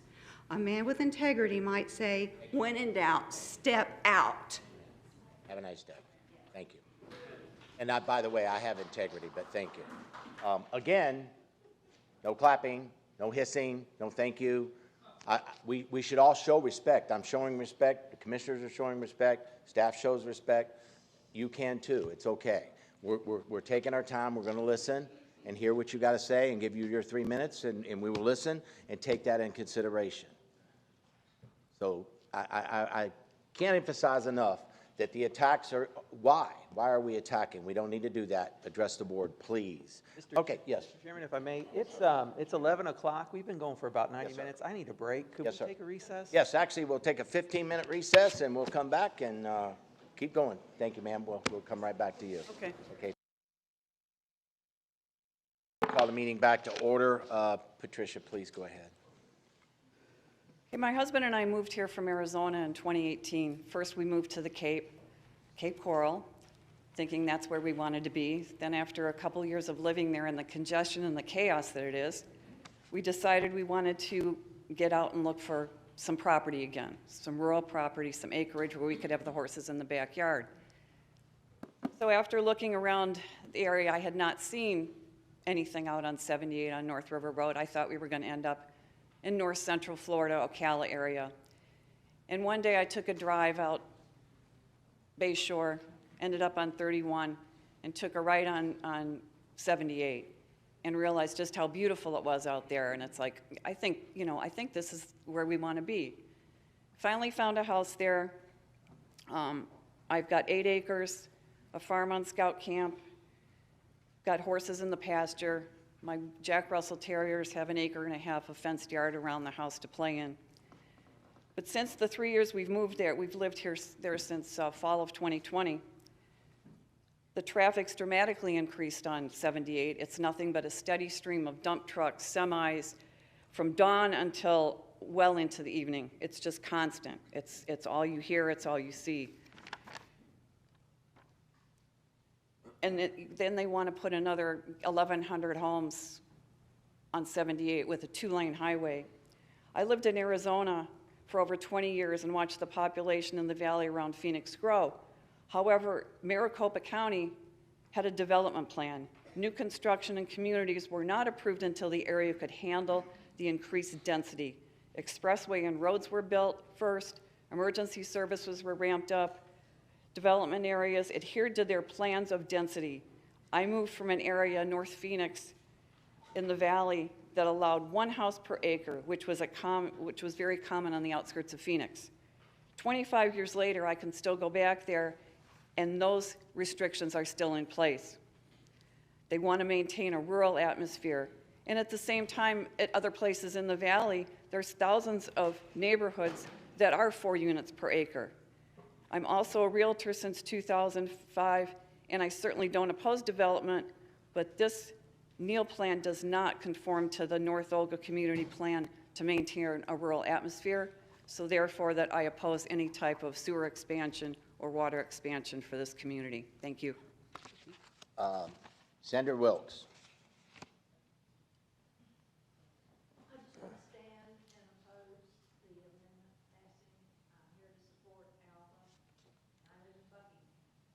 Thank you, ma'am.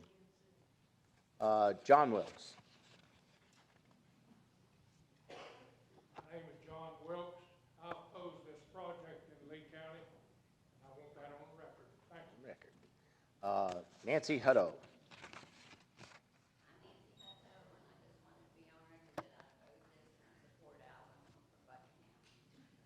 David Hutto. I'm a Buckingham resident, and I oppose this development in support of our Alva neighbor. Thank you, sir. Kathy Arnold.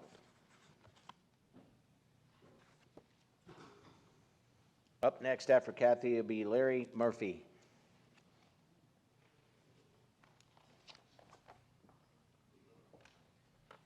Hello. My name is Kathy Arnold, and my husband and I live on Terrell Drive, which is off North River Road and North Olga Drive. My husband and I are against the proposed utility map amendment because the property in question, as currently zoned and allowed by the future land use plan, does not need it. At a minimum lot size of 1 acre, safe and clean septic is allowed and in keeping with the character of our community. It was already decided upon by the local planning agency to not transmit this issue to the commissioners, yet here we are. We are being told that this amendment is distinctly separate from the future development and its increased density. However, this amendment is needed to pave the way for the increased density. If Patrick Neal lived along North River Road, would he want this? He has been quoted as saying he is sure he will get the votes he needs to get this done. How much money is enough money? How will our children's children get to see Florida agriculture at its best? Do we want cities touching cities, sprawled across wetlands, gopher tortoise burrows, eagle's nests, and sandhill cranes nesting areas? What message are we sending to the next generation? It is clear that this amendment is putting the cart before the horse, and there is no need for this amendment as the property and area sits in its current zoning. I think that the 252 pages of documents submitted for this meeting tells this story. Throw an overwhelming amount of paperwork at people to let us know how important they are. What we want is not important and doesn't matter. Contribute $1,000 here and there, shake a few hands, destroy a community. We love Alva and North Olga as it is, and we do not want this change in our area. It is clear that a commissioner has an economic interest in the passing of this amendment, and I am appalled that he will not recuse himself. I urge the other commissioners who do not seek to gain financially to vote no on this amendment to offset his misguided loyalty. Thank you, ma'am. Up next will be Larry Murphy.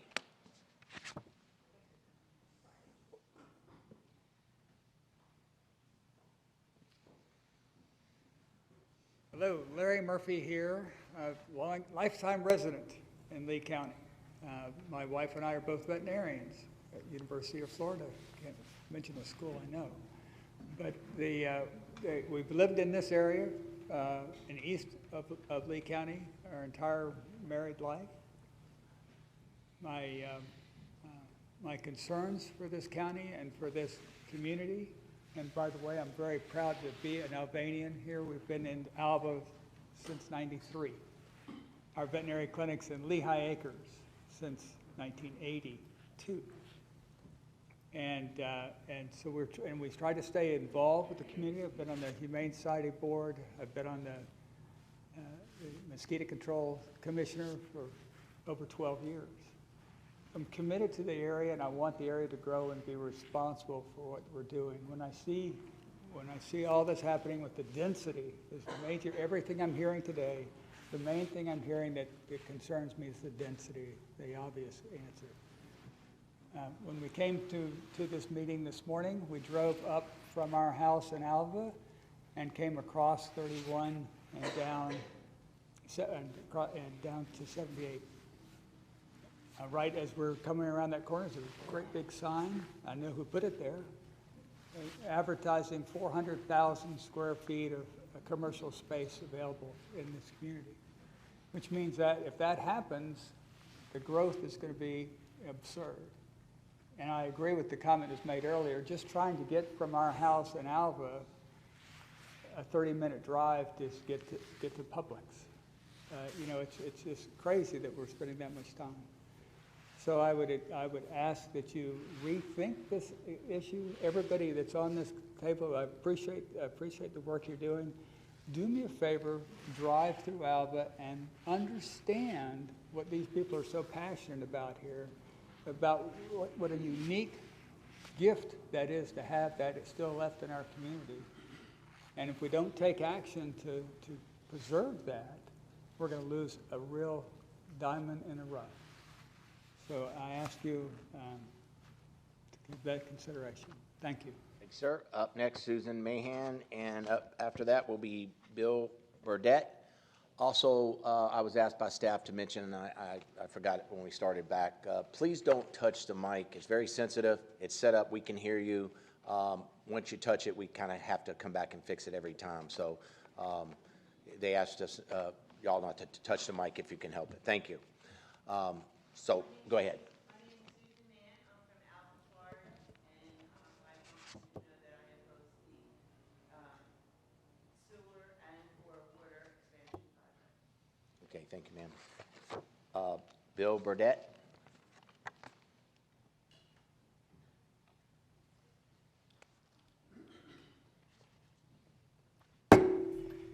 Well, gentlemen, we know that Lee County is growing, and our Economic Development Office is telling us that in a couple of years that maybe two-thirds of our jobs are going to be down in the Alico corridor.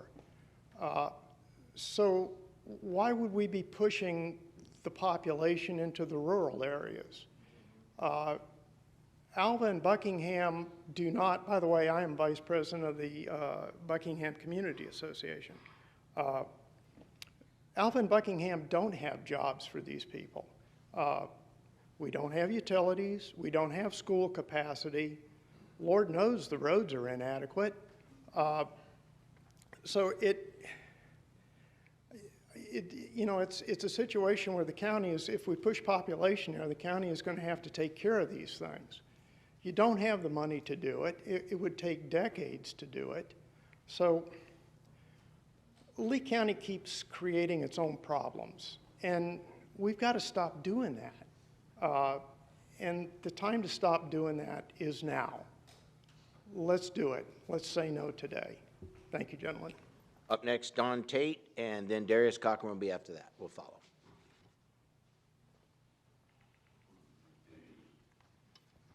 Good morning, Commissioners. Thank you for your time. The noun proximity appears key to the issue at hand. After the Lee Planning Agency hearing on the map change proposal, I spoke with a committee member. He stated he voted against the remapping due to the lack of proximity to existing water and sewer services. He also told me his business is a utility installation, which gives him keen insight into the cost of getting the services across the river. Multiples of the $10 million Mr. Neal's group pledges for the job was what he predicted. My family's biggest annual expense is our property tax bill. I fail to see how this project could be accomplished without tax increases for me and my neighbors. Continued growth at the Babcock branch threatens to make the upcoming Route 31 road project obsolete before it even starts. The Commission's responsibility is to make sound decisions respecting the established Lee County growth plan now in place. It is not your responsibility to ensure Mr. Neal's profitability by providing municipal services fostering high-density housing. It's widely understood this Commission is pro-growth. Please pump the brakes for a minute and not rubber stamp this remapping without exploring other options. Mr. Carey and the other owners have every right to sell their land and profit from it. Why not develop 10 prestigious boutique farm parcels on the site? Now we are down to 10 septic systems, not 750. We all are here because your decision today single-handedly decides the fate of development for the entire North River Road corridor. Alva and North Olga residents want conservative, smart growth, allowing our community to grow while remaining rural as the Lee County plan dictates. I previously lived in a gated community, what I call fake Florida. The developers come in, level the land, remove all the native trees and vegetation, build a bunch of cookie-cutter homes, plant a few palm trees. Please don't reduce our beautiful area to that. Thank you. Darius Cochran. After that will be Tom Brookman. I'm going to have something on the screen. Brandon? Hey, Brandon. Supposed to be something on the screen for me. Can somebody help me with that? Thank you, man.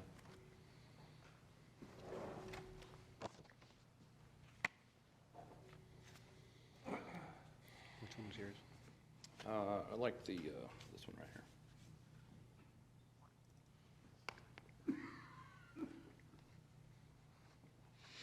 Go right to the next one if you would. Where do I hit that at? Move it over.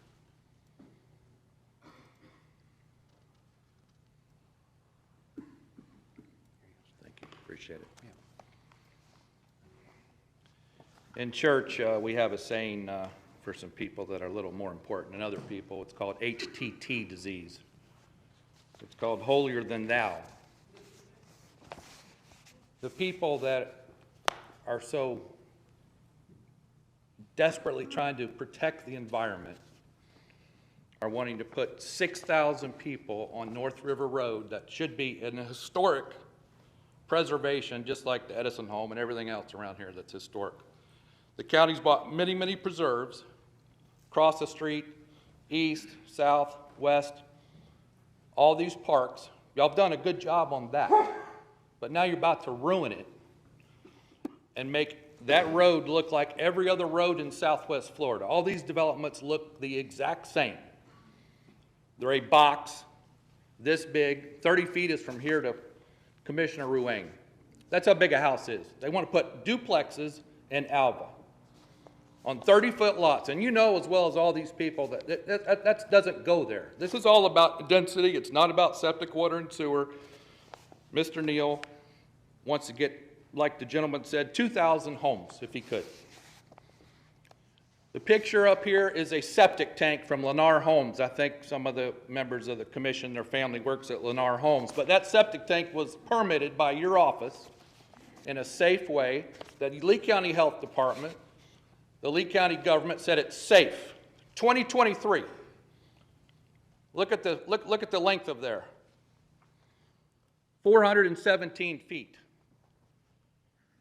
Okay, on the left we have the Neal communities. They will be approximately, that says 572, but I looked at the map where they're going to put the first house. It's nowhere near the river. So this deal that some of the news has misquoted as on the river, this is not on the river. So please don't fool us and tell us that you're trying to save the environment and bring 6,000 people on North River Road.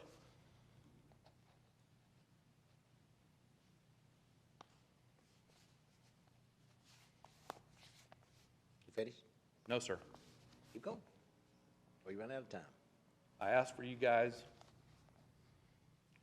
to decide for the people that actually voted for you guys. Because this is countywide. Most everybody in here voted for you guys. And we feel like we've been stabbed in the back.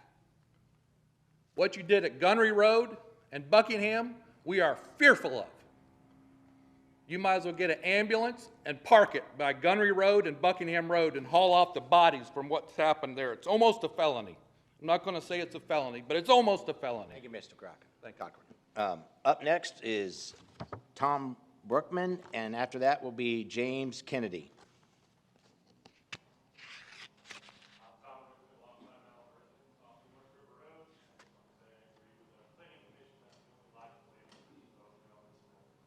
Okay, thank you. James Kennedy, and then after that will be Marcia Ellis.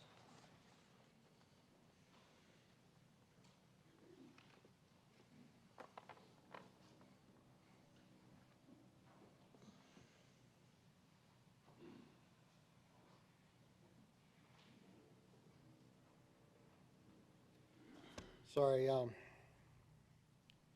juggling just a little bit here. Okay, my name is James Kennedy. I'm opposed to this amendment. I'm asking you to uphold the oath that you took as county commissioners to uphold the laws of the state of Florida. I call your attention to the Florida State Statutes Title 11, Chapter 163.3161, known as the Community Planning Act. The statute instructs under subsection 4 that local governments can preserve and enhance present advantages and encourage the most appropriate use of land, water, and resources consistent with the public interest, not a private interest of a single developer. The public interest made it clear at the lead planning agency that the community does not support that project, as well as today's attendance. The LPA consists of the BoCC's own appointees. If you aren't going to follow their advice as technical experts, then why did you appoint them for their expertise in the first place? The Neal Communities Utility request indicated that the LPA hearing a speculatively planned density increase from 1 unit per acre to 1.39 units per acre, which is inconsistent with the North Olga plan or the Lee plan for our current rural designation, which is 1 unit per acre and no additional bonus density. I've heard today that it was said that they have wiggle room. If you look at table 1-4A,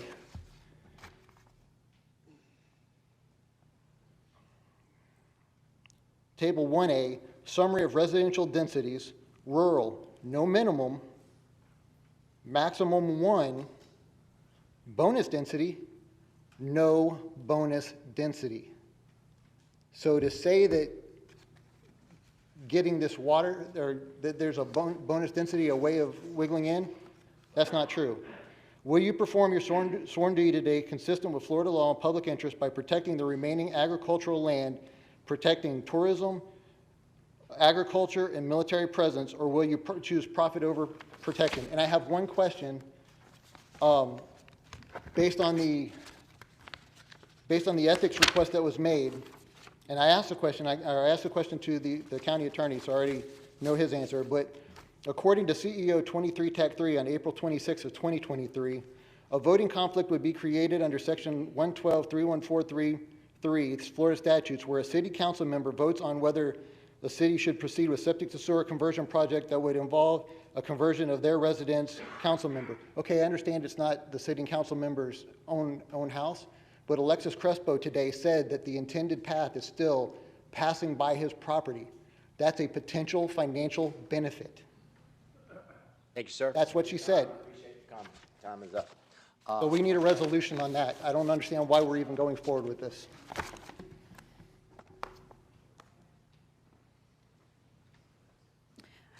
Marcia Ellis for the record. In reviewing this proposal, I was surprised that there were 5 archaeological sites. And that was also true with the property we saw with the wastewater plant, which is between 2 sloughs.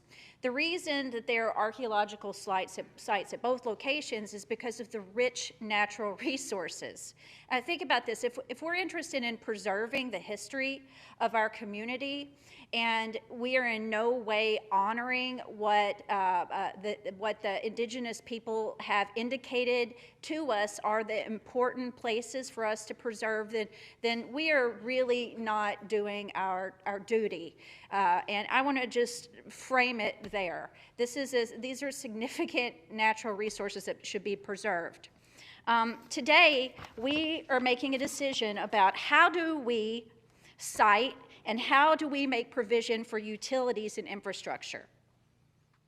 Do we follow objective criteria, or are they for sale? Are we putting the sale out in Lee County? Come on into our community because you can buy our infrastructure, you can buy our utilities, and we're not going to use objective criteria. They're for sale. We're going to be moving on the developer's win in the placement of wastewater facilities and getting sewage across the river. And so what happens to our municipal bond rating when this word gets out, that we're for sale? right? Whenever we're making decisions not on objective criteria, but at the whim of developers. How is that going to influence the EPA's environmental justice, environment and socioeconomic data that does look at environmental justice concerns in communities from an objective criteria, not by who's got the biggest wallet and is knocking at our door? And what happens whenever these facilities are poorly placed to the point where they're actually going under the river? We know if this pipe ruptures, regardless of whether it's in a slough or in the Caloosahatchee or over here on this property, that the economic impacts are going to be catastrophic. Commissioners, you have a duty and responsibility to fulfill a regulatory role for this community. You have a duty to protect our life, our health, our safety, our quality of life, and the property interests of all of the people who bought into these rural communities living near conservation lands. You have that duty and responsibility. You're asking existing residents to shoulder a burden, whether that burden be wastewater or increased density or overburdening our trash at the incinerator. These are rural communities that are being impacted and taking on a burden for the entire community as you bend over for developers. Yes, you're welcome. Thank you. Next up will be Keith Dean, and then Frida Cochran will be next after that.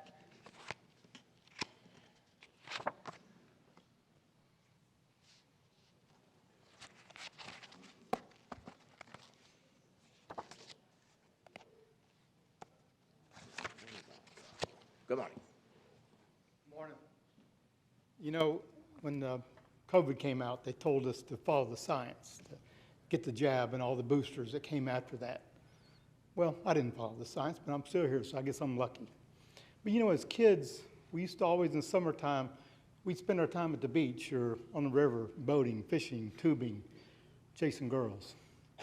There were 6 of us guys always hung together, and we always rented a cottage at the Pink Shelf. One of the cottages that are now gone. We'd always rent it a year in advance because it always stayed booked up. In the present time, how would you know when to rent that cottage? How would you know when red tide would be taking over your coastline or blue-green algae would be taking over your rivers or canals? How would you know? You know, when we used to run around on the boat, we'd have to get out and push the boat off the sandbar, you know. And you'd always be standing in that seagrass. It's always slimy, you know. Because it's covered in algae. That's what it did. It cleans our water. Now our algae's got to be so toxic that it's killing our seagrass. Now our manatees don't have food to eat. They're dying off. We're having to force feed them with lettuce and cabbage. How would you know when blue-green algae and red tide wouldn't be taken over? You have to follow the science. Cape Coral spending hundreds of millions of dollars to get rid of septic tanks. Charlotte County, with their vacuum sewer system, spending millions of dollars to get rid of their septic tanks. We got to have smart growth. You know, you can't stop the concurrency law that the state has put on you about roads and our infrastructure. You can't stop development. Since the 50s, we've been exploding. There's nothing you can do about it, nothing I can do about it, there's nothing they can do about it. But what's important is we have smart growth. We have to follow the science. We need to make sure that we and sewer and any new development coming along in Southwest Florida, we are on a cusp of environmental disaster. We have to make sure that we follow the science. Thank you very much. Thank you, Mr. Dean. Up next will be Frida Cochran, and after that will be Larry Ronco.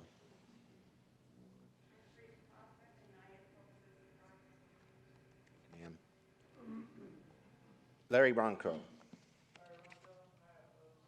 Okay. Tyler Ronco. Taylor, I'm sorry.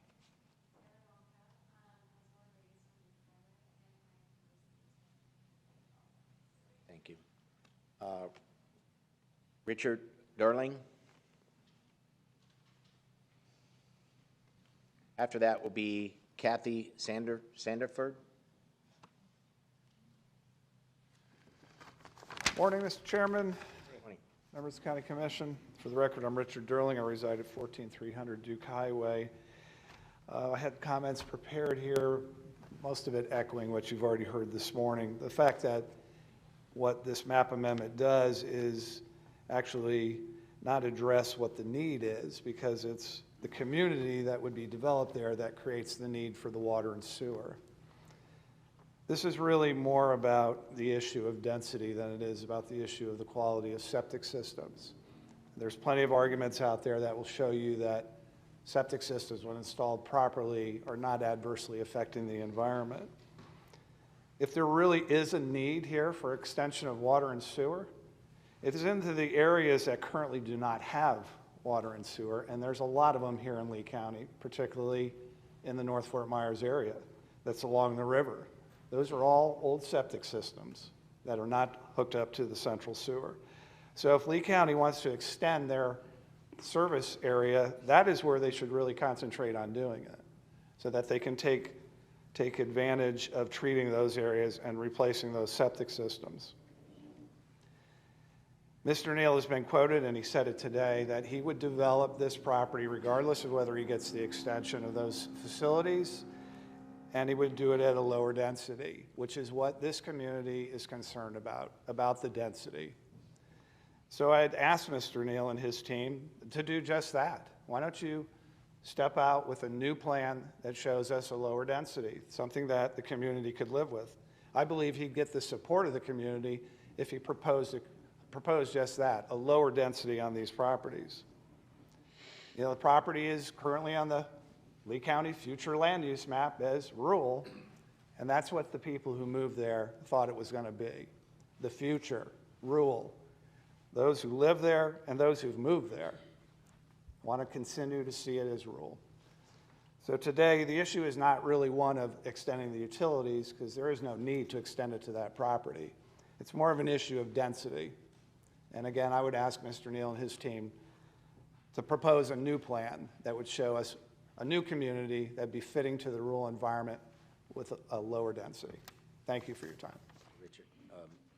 Up next is Kathy Sanderford, and after that will be Deborah Elias, or Ellis.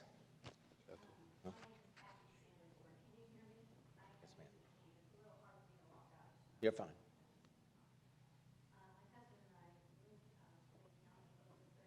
Point of order, Mr. Chair. Yeah, she's going to need to come to the microphone. I'm sorry. If you wanted to just say opposed, that you could do that from your seat, but yeah. Okay, yeah, we got to get it on the record. Sorry.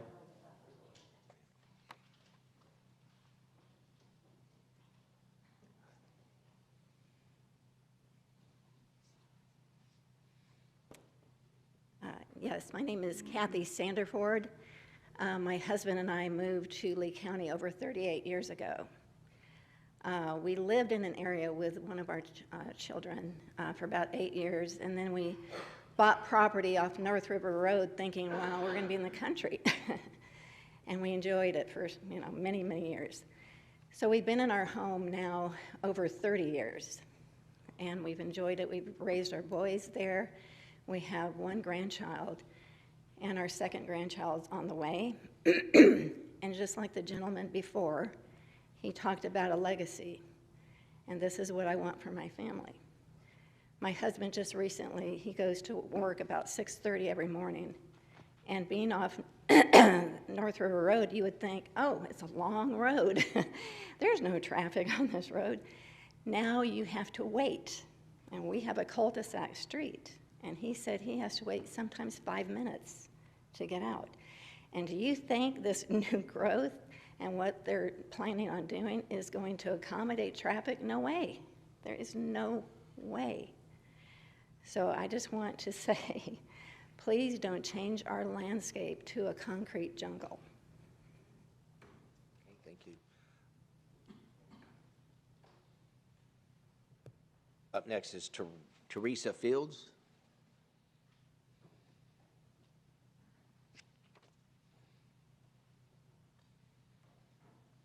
After that will be Robert Elias and Robert Elias next. All right, well, good afternoon. We're in the afternoon now. I just want to say that it was about a week and a half ago, I was in this quagmire of traffic on Highway 31 for an hour and a half. This was when I turned off of Bay Shore Road onto Highway 31. I live on Duke Highway. Something that normally takes 10 minutes, it was an hour and a half. While I sat there trying to be patient, I often kept thinking, I hope that some of these commissioners are experiencing what they are creating. So the water is one issue, but the traffic is a big one. Thank you for your time. Thank you, ma'am. I'd also like to say I was in that same traffic jam, and it was a power line that came down. So that's what caused it. Yes, yes, ma'am. Okay, Robert Elias?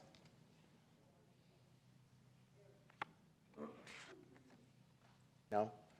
Deborah Elias? No? Okay. Jim Cochran?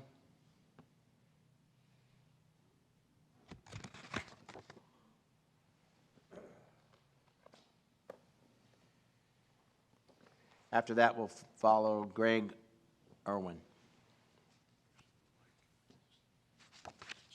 Right there, yep. Yes, I'm Jim Cochran. I'm a small landowner in Alva and a large taxpayer.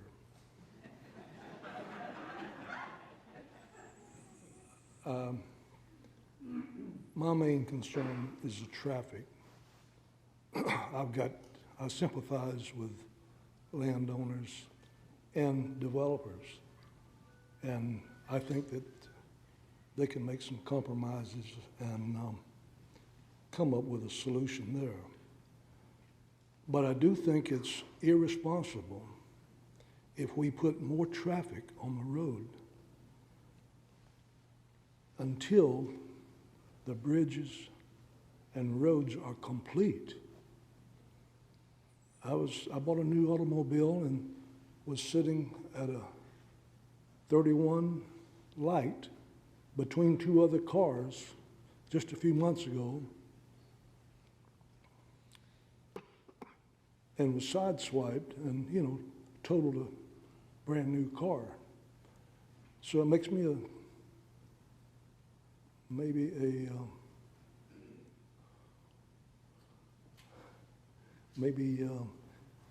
someone that would be a expert because I've been there. So I think it'd be irresponsible to put any more traffic until all of this construction is completed. Thank you very much. Thank you, Mr. Cochran. Chairman, can I have a moment, Chairman? Yes. I just want to help everybody out here. It's getting late. We want to hear you. We do hear you, and I know everyone here up here is concerned. But I'd like to ask the county attorney a question, because I know everybody keeps referring to traffic, and what we're here today actually looking at a Lee County utility water and sewer expansion issue. So, County Attorney, can you please at least give us a background on showing what the state, as Florida, as of 2011, changed the rules? When you hear this traffic, yes, we all sit in the traffic, like Commissioner Greenwell said, we sit in traffic. I have family who lives in Alva, so I know what the traffic's like. But we can't make decisions based upon the history of the traffic or what's coming up with traffic. We have to make decisions today based upon what's on the agenda. And County Attorney, can you please give us a little bit of background on what happened in 2011, how, not just about this case, but also for zoning, about traffic? Yes, sir. I think a number of individuals are starting to talk about density and traffic and the elements that go with the zoning case. That is not what's before the board today.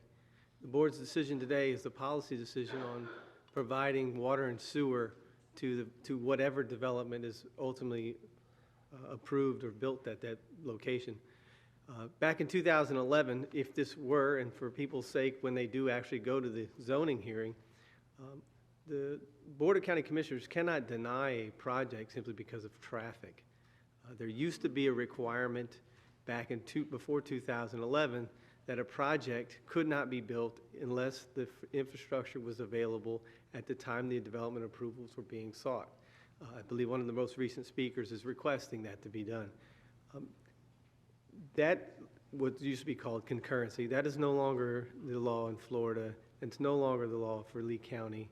So from the standpoint of individuals saying, we don't want more traffic. We all know, everybody who lives out in this area knows, there's traffic, but we cannot deny the future zoning case simply because of increased traffic.